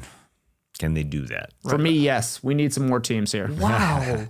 Tier 2? Come on. In the Eastern Conference, they're one of the second level teams. Yeah, I guess yeah. that's true. That's true. They can flirt with the Final Four flirt ranking. That's 100% true. They have way more depth this year. The guard play, Hopefully I think, they do. Yeah. Hopefully they They got to be healthy for sure. Well, I'm more so like, prove you're good, Anthony Black. I've got hope for this guy. He hasn't really established himself right now, and I wonder like if he's able to hold on to the backup point guard position. Like he wasn't able to take the job from Cole Anthony. That's kind of weird to me. Yeah, I don't even know if Anthony Black's going to play. I don't think that's a problem. Then who's the depth? Tyus Jones is way better than what they had last year. That's also true. Yeah, I think And he's fine. Yeah, I mean, that's all they need. I mean, last year, Corey Joseph, as good as a Canadian boy he was, he started for this team for a little stretch. They needed somebody. So if Suggs stays healthy, then Already hurt. yeah, he's Or already recovering from recovering. injury. Yeah, do they have the depth? Do they stay healthy? What is on Desmond Bane's plate as a ball maker? I think he can do that. I think they'll allow him to make plays. So there'll be less on Banchero's shoulders, less on Wagner's shoulders. I guess I'm just thinking if these other guys are playing more, then these other guys will be staying healthy more. And Suggs won't be going as nuts. Wagner won't try and start every play. Banchero won't have to start every play. But obliques are obliques, I guess. I don't know. I don't know how it goes into this season. Is this the year the Magic break out of the bottom top 10 in offense? They have to be at least average, if not better. Have to be. Somebody has to hit a shot. Somebody has they to got hit a KCP shot. and we were like going nuts for that. Oh my God, great 3-point shooter. He couldn't hit a 3.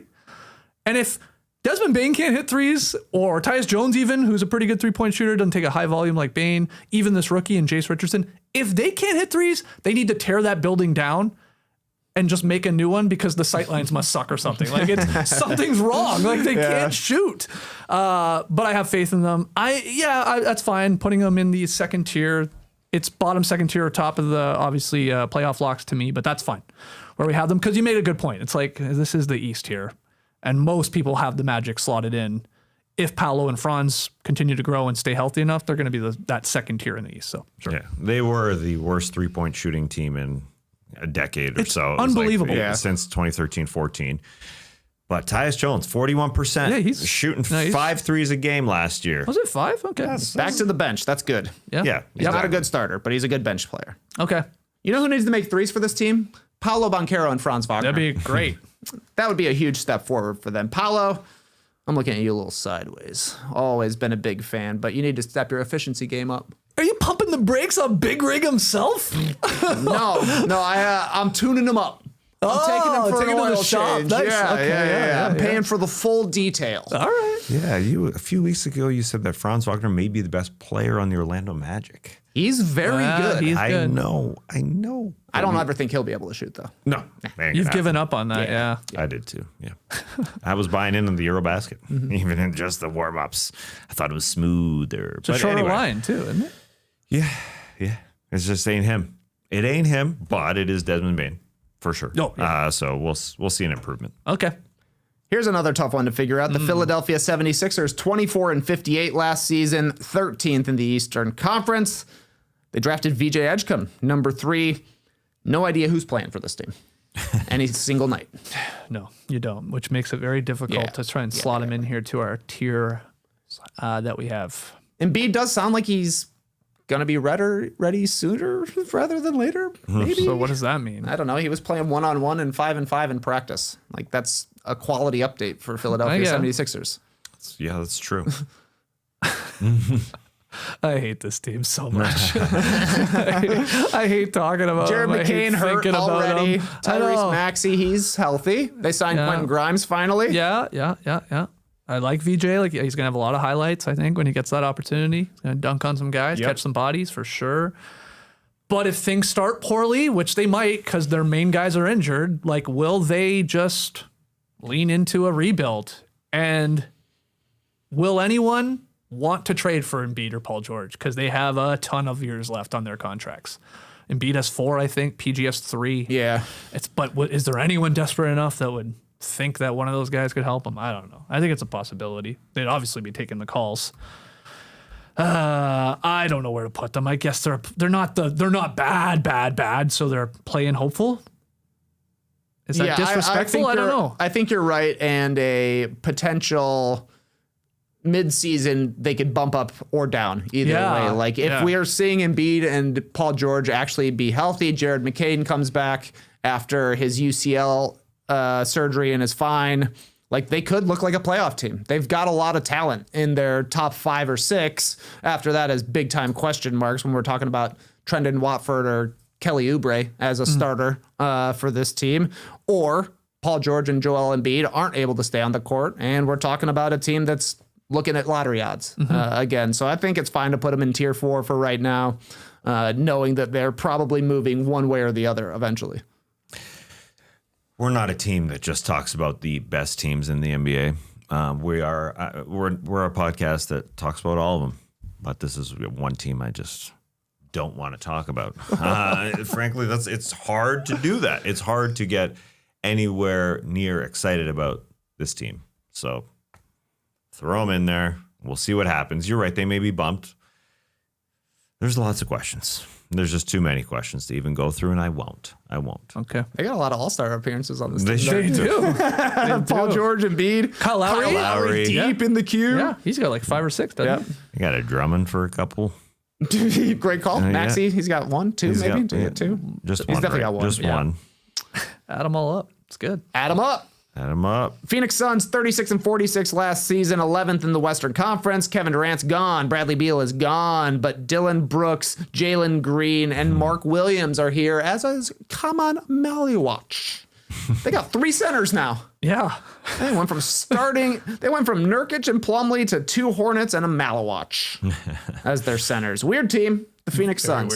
Very weird. They are hoping that Dylan Brooks and all these other guys can help the Suns climb back to sort of an average defensive team in this league. That would be a great start. They're trying to get back. They're trying to find an identity after the whole KD Beal experiment, and they seem to be leaning into, like, obviously keeping Devin Booker. He's our guy. He's our go-to scorer, but we need some more dogs or some, like, defensive-minded guys, and that's going to be our best chance to win games. They're tough to figure out. I was a little higher on them than most when it came to their over-unders, which was low.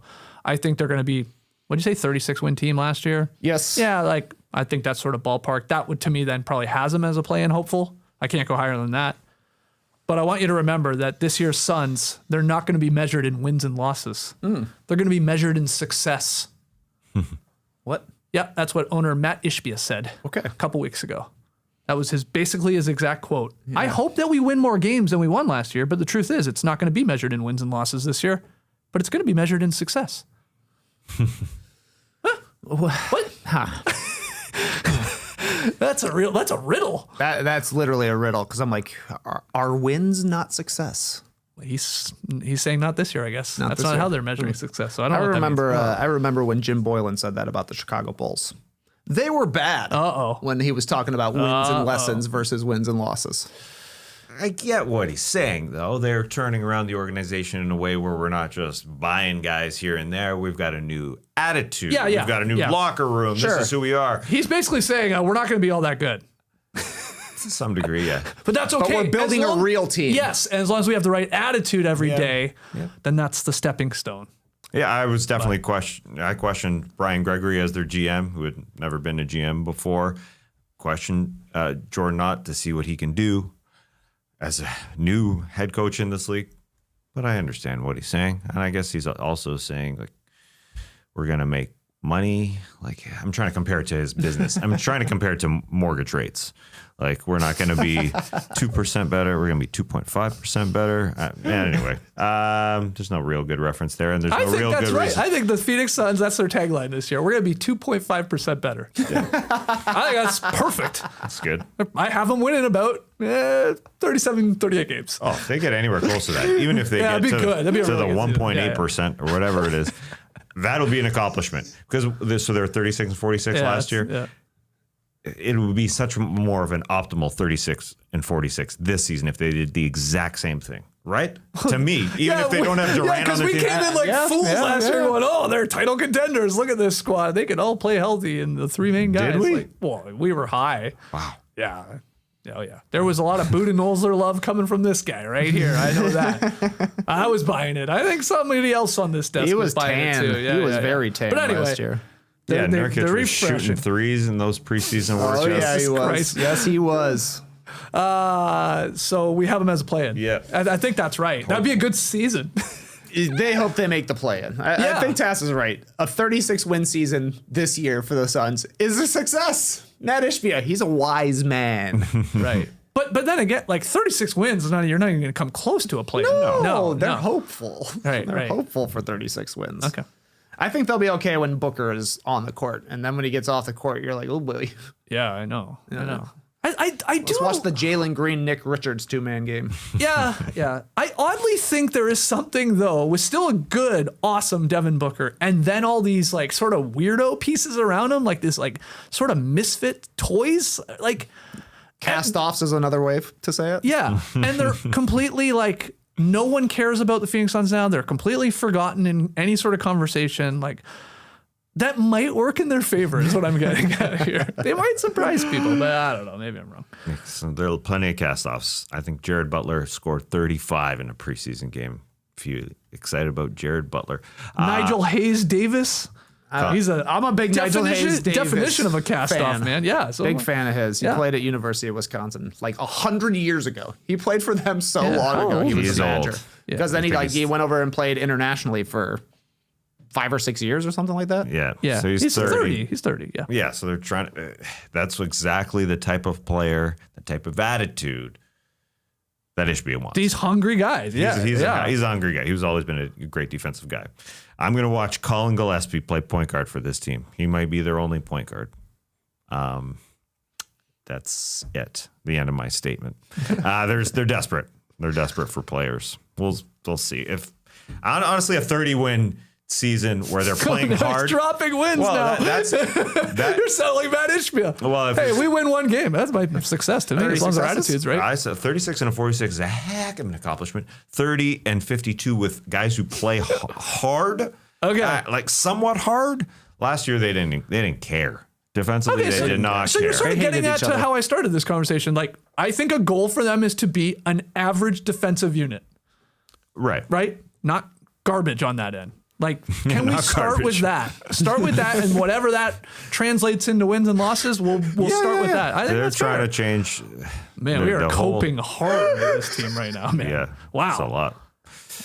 Good luck we to everybody. About every team. We talk about every team. Including the Phoenix Suns. How long will we talk about the Suns? 76ers. Yeah, man.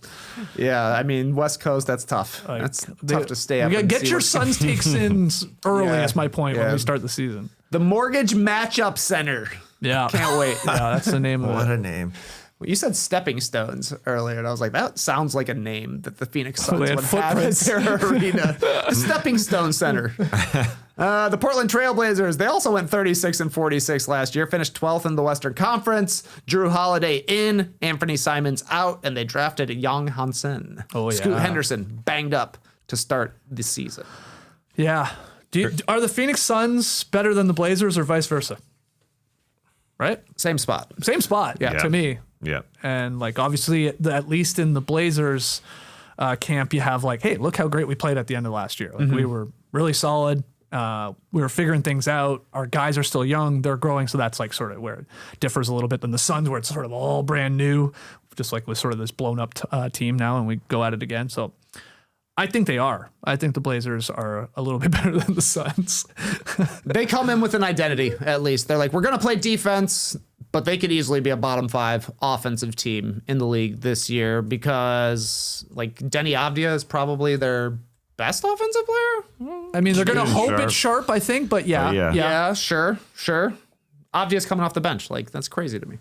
Yeah, well, we'll see the roster issue that they have with him and Jeremy Grant. The answer is you play Denny Avdia, but the fact that you're paying so much for Jeremy Grant is a bit of an issue. You should expect this team to be better than the Phoenix Suns in that comparison because they're paying Drew Holiday a ton of money. They went and got him to help out their defense. Chauncey Billups went and signed 2 offensive coordinators essentially to help out their offense because they were good on the defensive end. Yeah.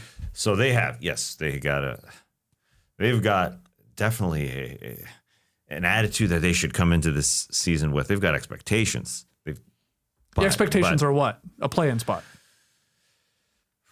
That's probably what they have on the whiteboard. Play-in or bust. Yeah, probably.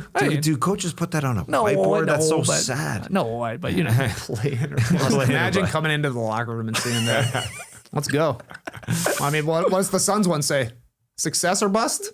Yeah, it just says remember, wins and losses don't matter. That's what it says. Oh, boy. It's like, that's actually 0.1. really good if you're a player. Like, damn, no pressure in this game tonight. Let's go crazy. Get better by 0.1% every day. I think that's a It's like good Matt statement. Ishbia is saying to his Suns players, hey, just make me feel good. That's exactly what he's saying. Make them feel good. But I do have them in a play-in spot to get back to the Blazers. And I think a lot of their potential does rest on this idea of like this internal growth from these guys. Yes. I mean, I don't like Scoot that he's already injured, but Scoot, Henderson, and Shaedon Sharp, like they show flashes of brilliance. They really do. They now need to become like consistent NBA players where you start stringing it together for months on end, or if not the whole season, and have that steady production. So hopefully that's what they're doing. Can't wait for young Hansen. It's going to be fun. The highlights are going to be great. The defense should be good. Yeah, I mean, I don't know what to expect with Young because they drafted Donovan Clingan last year and they're going to start him. Yeah. Like he was one of their good rookies last year, I thought. And as a defensive forward team, like you need to have a good defensive center. But Hansen looks like he's got some skills at the very least. Yeah, there's just not a lot of center minutes to go around. Well, we say that, but then it's like Time Lord ain't going to play. No, but I'm So saying it's like if Clingan plays 30 minutes a game, which I think would be a lot for him, That'd be a there's lot. still only 18 minutes left. Yeah. Hey, just split it. Just split it. 24 for the defensive guy, 24 for Chinese Jokic. Let's go. Done. Simple. 38 wins. Excited for Shaedon Sharp, that's for sure, because he's going to have the opportunity to score a lot. And Drew Holiday's talking him up already and how much talent he has. And he's just a raw talent who can put the ball on the floor. 18.5 points per game last year, especially no Scoot this year. There is a ton of shots to be had. Yeah. That's why I picked him for most improved. Is this year 4 for Yes. Sharp? Yes. Still raw, huh? A little bit, yeah. Yeah. I'm not big on Sharp. No. Nah. 22 years old. He's like year 4. Zach LaVine ceiling. And I don't even think he gets there. We'll see. Sacramento Kings, 40-42 last season, 9th in the Western Conference. They brought in Dennis Schroeder. Keegan Murray hurt to start the year. I guess they lost Jonas Valanciunas. Yeah. Any Kings thoughts? Oh, such a sad time. They can't stop anyone. I don't. This is to me is going to be one of the worst defenses in the league. So that's going to be an issue. And how does that even like sort of bleed into the offense, right? When you're like, the defense ain't stopping anyone. Everyone gets maybe a little shot happy, a little ISO heavy with the guys that can do it, obviously, and LaVine and DeRozan. I don't know how to feel about this team. I used to be the biggest Kings fan in the world, man. Yeah. They defeated me. Now I know what actual Kings fans feel like for the last basically 2+ decades. Yep. Like, they get you excited a little bit and you talk yourself into it, and then they just like rip your heart out. So Yeah, the fact that they got smaller with Keegan Murray's injury does not bode well for their defense with Domantas Sabonis protecting the rim. They're teeny tiny, and I love my Keon Ellis out there as the dog defensively, but they don't have enough. They do not have enough defensively. So Their they'll score peak points. their peak is tier 4 here. Yeah. And it's just a question of do they actually decide to blow it up? Yeah. And is anybody interested in any of these longer contracts they have? I think I mentioned it earlier in our season previews that DeRozan is like most likely to be traded. He's got a decent deal right now. He's like 25 this year, 25 next year, maybe 27 next year, something like that. But a player who could be acquired, I think, for a contending team. Yeah. And then who knows after that. But yeah, I think it's fine to put them in the play-in hopefuls. Like they are not going to want to be bad just because they never want to be bad. They just want to be mediocre. Go Bulls. So that's what I see when I see the Kings. Yep, Go Bulls. Go Bulls. Okay. San Antonio Spurs, big time team to talk about here. 34-48 last season, 13th in the Western Conference. That's with only 46 games for Victor and 17 for De'Aaron Fox. They drafted Dylan Harper, number 2. He looked pretty solid in the preseason so far. They also drafted Carter Bryant and brought in Luke Cornett, who had a great clip alongside Wemby flexing his muscles. Hell yeah. Got Wemby to laugh on the court. Good for vibes. Good for vibes. That guy's a great vibesman. That's where the French vanilla nickname is from. But somebody recommended on our YouTube page, I'm sorry, I don't remember who made that reference, but he said, what about French horn? Because cornet is a brass instrument. French horn. That's fun. French vanilla fun. This Beautiful team should be instrument. fun. But how many games are they going to win? Yeah. I worry about the guard play. There's no doubt. You gotta do? worry. Yeah. Yeah. Castle, Rookie of the Year. Harper, looking strong. Yes. Looks really good. Yeah. It'll be a lot beyond Harper. I think they're two different guys. Castle, you want as a sort of secondary playmaker, not as a main ball handler, but yeah, Dylan Harper, well, him and Fox, who's injured. I mean, we have to say that when is he coming back? Yeah. How healthy will that hamstring be? I think he is one guy that we can say is sort of injury prone. I don't like saying that about the guy because maybe he's just healthy. Again, I said it in the preseason. Even though he had a hamstring injury, he said he was running 15 miles per hour on the treadmill. That's fast. And the Spurs are just saying, listen, we got a regular season to worry about, Fox. Get off the treadmill. Don't run. We'll see you there. So I do worry about their health because even though they've got some wing depth, throw it in a quotation mark depth, I'm not sure how great it's going to be around Wemby. TBD. But this really comes down to Wemby, in all honesty. Like, is this guy already going to be top 7, 5, wherever in the league if he has a healthy full season here? He's in his 3rd year. I think it was Simmons going through all the greats at the center position. A lot of them, you're going through your Kareems and your Shaqs and stuff like that. That 3rd year, that's when they explode and have teams winning a ton of games into playoff series, if not going deeper. And is Wemby just added to that list as he just keeps growing and growing and growing? He's now dunking with the feet on the ground. I know you saw that clip. Oh, yeah. So he's just making his playoff debut here in year 3. It could be. I think he does. You think he does? Via the play-in. Okay. Yeah. If we're putting them in I that still tier, think they're like a 7 to 12 kind of team, but they can win a play-in game and then make it into the playoffs, which I think would be awesome to see. Basically, the question is can he be for the Bucks what Giannis was for the Spurs what Giannis was for the Bucks last year? Giannis did have Dame alongside him, I think Dame Lillard higher rep than De'Aaron Fox, but same sort of setup. It's question marks basically everywhere else, but we got a great big man, we got a great guard as well. Is Wemby as a top 5 player able to lift them to the top 6 of the Western Conference? I think that's asking a lot just because the conference is so deep, but I think they'll improve. And as long as Wemby is able to play 70 games, I think they're going to be 500-ish at the very least. Yeah. Yeah, I agree. I mean, their over-under was 43.5, and a lot of us were we were debating, do you just go under or do you just go over? Because it feels like they're going to be in that ballpark. Would you have them above the Portland Trailblazers? Oh, absolutely. Would you have them above the Memphis Grizzlies? Yes. I was going to say if we're putting them in that 4th tier, the play-in tier, I would put them at the top of it. Would you have them above the Dallas Mavericks? Not I. No. I don't think so either, unfortunately. I mean, we could be made to look very silly with this. It's the Wemby factor for sure. I hope we're wrong. Who wouldn't want to see him go nuts? Yeah. Yeah. Because like you said, he plays, they're a top 10 defense. The minimum, basically. Probably better. No, I said they were a top 5 defense, and somebody tweeted at me. It made me feel sad. What happened? Yeah, you were they're wrong. Yeah, they're only a top 10 defense. My bad. Well, okay. Sorry. Hey, don't be so hard on yourself. I'm not What are you? piece A of piece of Teflon? No, what is it? space age Space age titanium. I'm neither of those titanium. things, but I am being hard on myself. I Teflon. hate to see an angry tweet from a listener just calling me out. And even more so, I hate to see that person be right, and me be wrong. Yeah, that's the real kicker. Top Anyway. 10. That's okay. They'll be top 5. this Okay, year. playing hopefuls, but at the top of that Yeah. tier. Okay. We're getting, that's a thick tier. Yeah. It's a thick tier. And Well, come on. a healthy let's- Fox will pull us out of it. I know it's all about Wemby, but he needs a guard to help him. He does. And Fox will do that.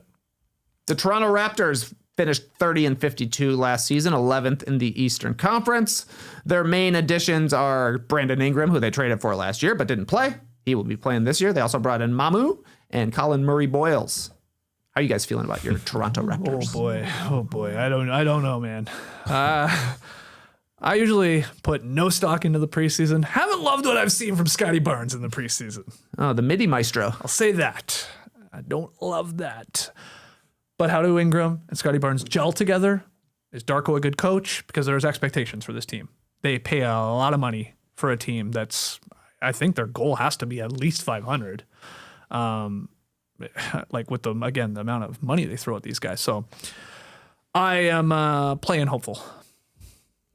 How bad has Scotty been in the preseason? His shot missed- selection's been abysmal. Yeah. Again, he might just be going through the motions, which I don't love to see. I mean, he shouldn't be doing that. I think you can do that when you're maybe Luka and SGA and sort of that tier of guys. That just hasn't been great. That's surprising. Yeah. Because his shot selection should be entirely different playing with the guy who's going to lead the team in scoring in Brandon Ingram. Mm-hmm. He doesn't have to do the same things anymore with quickly healthy. I don't know how many minutes they're playing together, although they have been playing together since September. So this is a little bit worrisome. That's a little bit worrisome. Yeah. I haven't watched Raptors preseason games, so TBD. I feel like on paper, we got a team. Yes, they should lock into the playoff hopes, but at some point they should be a playoff lock if they are all together.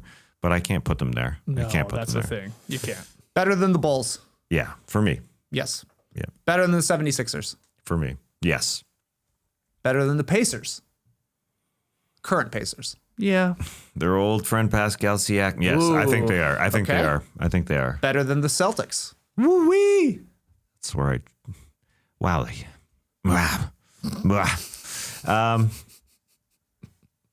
So no. So no. You're saying That's no. a no. Yeah. Yeah, They're that's- playing, that's man. okay. They're That's playing hopeful. Oh, yeah, they're playing Scotty awful. Barnes is the next Aaron Gordon. He is miscast in his current Right, role. right. He needs to go Yeah. to a good team and be the third or fourth guy, not a top 2 option. He just doesn't have. He has more of an additive game than a leader game, I think. Yeah, yeah. Take a layup, man. Get to the rim. Dude's I big and understand. strong, crazy I know. long arms, and all he wants to do is shoot 15-footers. You're not Kawhi. Yeah, and that's the worrisome part. Even though I haven't watched a minute of these preseason games, that has been the talk from Darko Rajakovic. It's been get in there, get cut in. Your duck-ins are going to be there. You're going to be there on the baseline in your dunker spot. You're going to be playing off Ingram a lot. So that's the worrisome part. Because even though he is, yes, a 1A guy on this team, he's not the leading scorer anymore, and quickly should be a guy who should be shooting a ton. So yes, he's important on this team, but he should be taking way fewer shots and be happy with it and good at it. And he has been talking about that. That's why it's hard to be a little negative about it, because the guy's good enough to be a help guy. There's no doubt. And he's talking about playing defense more, and that's going to help him and not having to be the guy who shoots all the time. So here we are. There are positives with this team. They ended strong on the defensive end last year. They should be a decent defensive team. And I am excited for a Brandon Ingram sort of bounce back type season. I think he's going to remind a lot of people like, oh yeah, he is really good. And he's going to be in that lead role. Scotty hopefully slots into the second, maybe even third at times with Quickly, who's looked really good in preseason. I will add, he's firing up threes and hitting a decent amount. So they're just, love your they're just not a preseason playoff bets. lock. But you got into that right spot of like, are they better than the Heat? Are they better than the Celtics without Tatum? Like, they're right there. They should be right there, Well, they should be. but we'll see.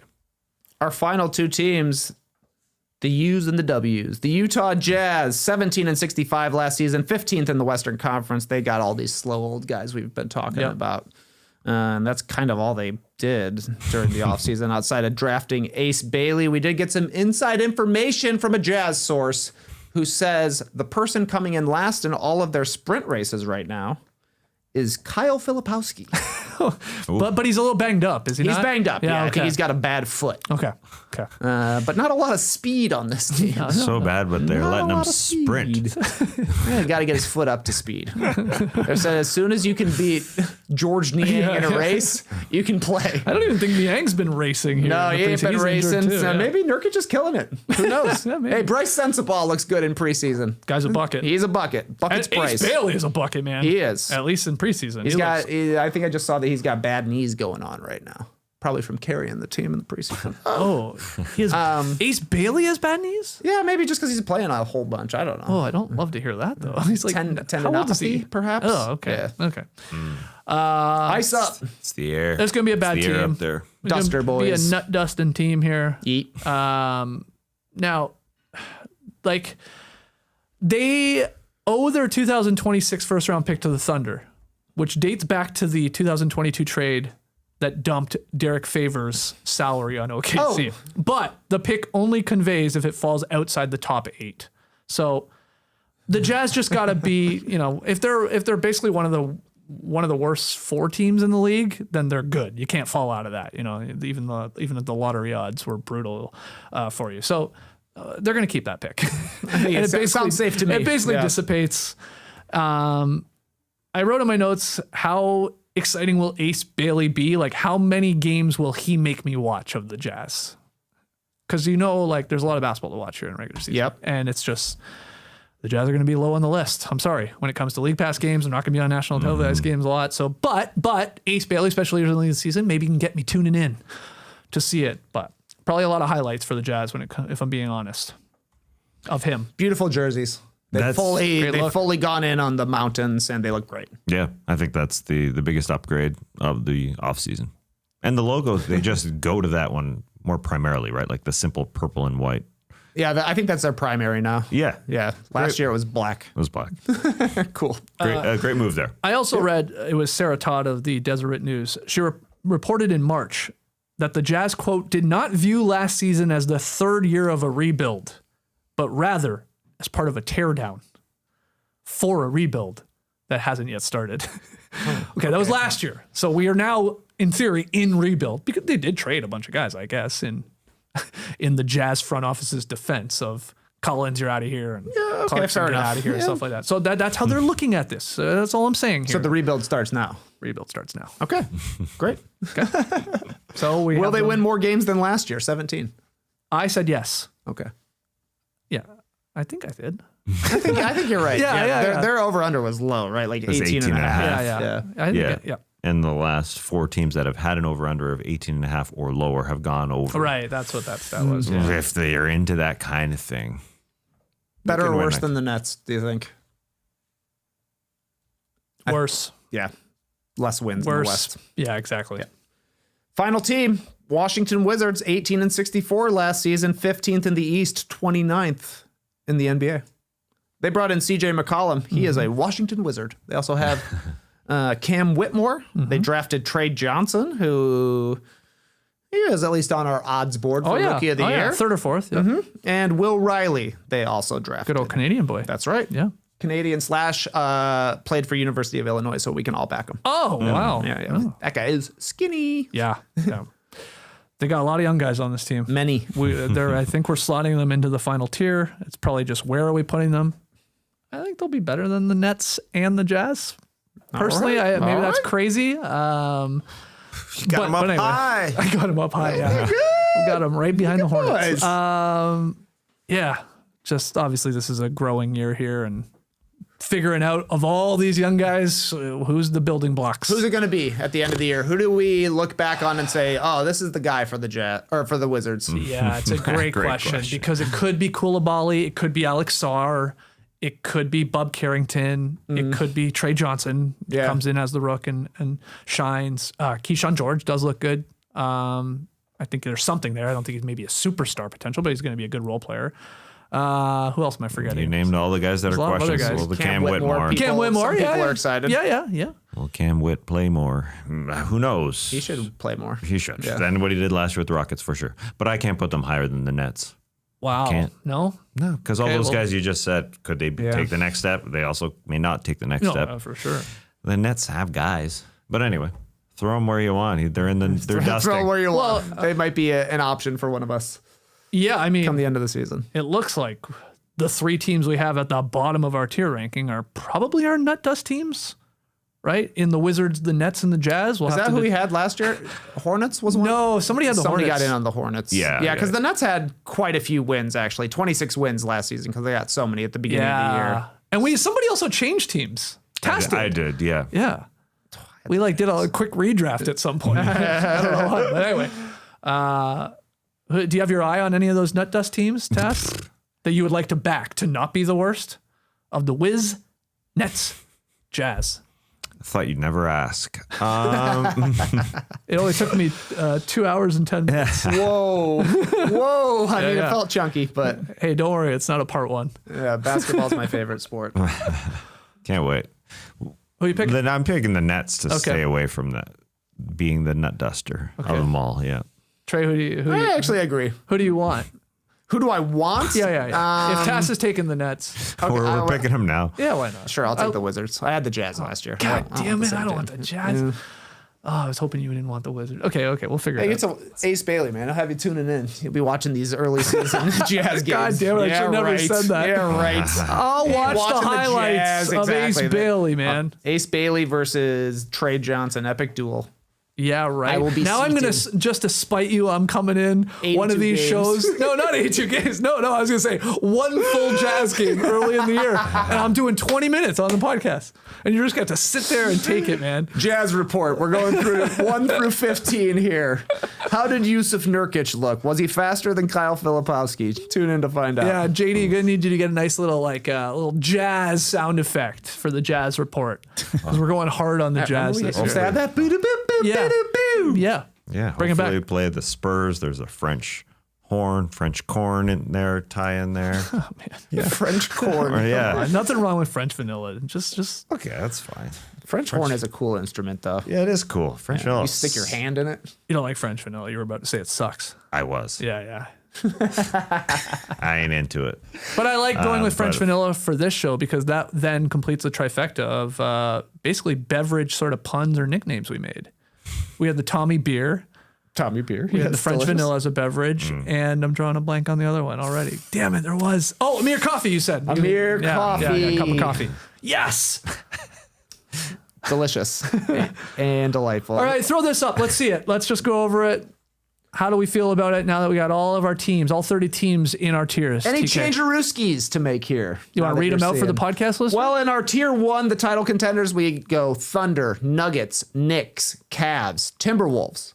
Tier 2, we call them the Final Four Flirts, Rockets, Warriors, Magic. Honestly, feel like there could be another team in there, distribution-wise. Okay. Tier 3, playoff locks, Clippers, Lakers, Hawks, Pistons, Mavericks, Bucks. It's probably our weirdest tier, if I'm being honest. It's a weird tier. It's like a I weird feel like tier. we're either killing it and we're like perfect on it, or we're way off. Yep. I don't know. Playing hopefuls. This is a We got a lot. this is a lot. Yeah. How many teams are in here? 15 teams? No. Wow. 12. Wow. Okay. Tier 4, Spurs, Grizzlies, Heat, Celtics, Raptors, Pacers, Sixers, Blazers, Bulls, Suns, Kings, Pelicans. So yeah. I mean, right now it's like everybody's 0-0, right? We're optimistic. Eyes on the prize of the play-in. 12 playing hopeful teams. And that's right.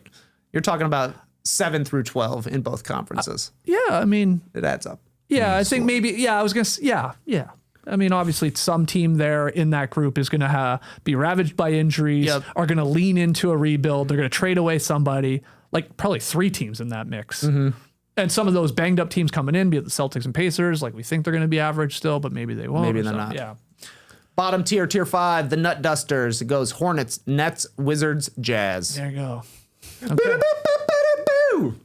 Of all the fan bases after we've ranked these, who's going to be the most upset? Raptors. Think They're, Raptors they're fans? just generally upset. Well, they I feel usually like. are. And they're like, Yeah, "Wait, yeah. they're not a playoff team? Did you see Brandon Ingram shoot a mid-range jumper? Yeah.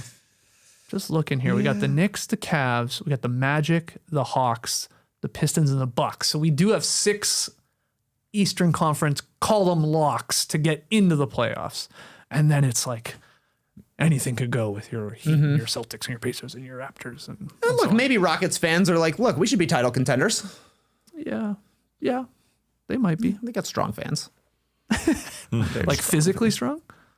Who do you think has the strongest fan base? Just straight up if they all fought. And not pure numbers, so it's like Not pure numbers, we so not you Lakers. pick the 99 most strongest fans from a fan base and have them fight.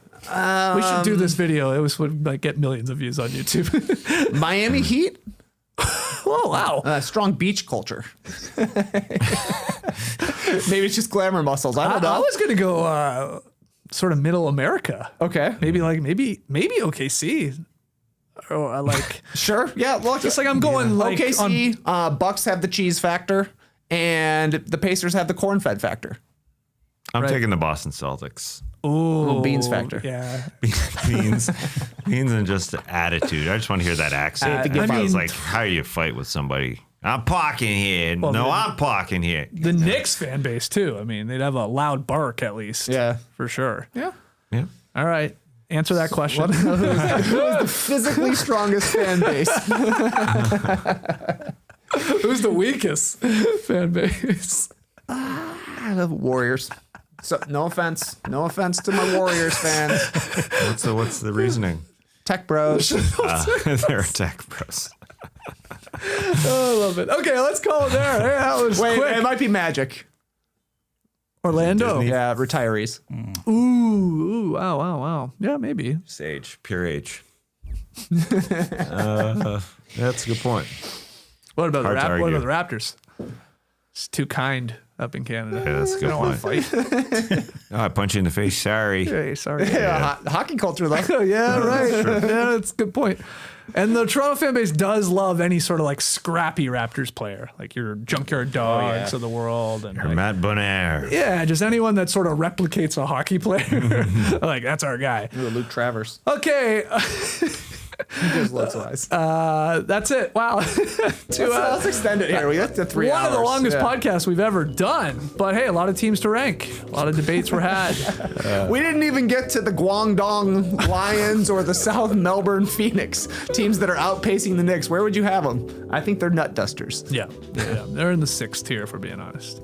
Our next podcast, Friday, where we're going to answer some burning questions. So if maybe you have a question that you want us to address, we're not doing beach stepping. We're just talking, some sort of big picture questions when it comes to the actual upcoming season. But that's Friday, so we're back then. So you have all the time in the world to digest this very long podcast here. Yes. If you're not joining us live. So all you podcast listeners, space it out. Take your time, and we'll be back on Friday morning. Till then, Clipper Bros. You heard it here first. Have a great time. Turn up. Love you guys. Awesome. Thanks for joining us, and remember, let us know what you think of French horn versus French vanilla for the nickname for Wemby and Luke Cornett. It's both great. Praise the day, people.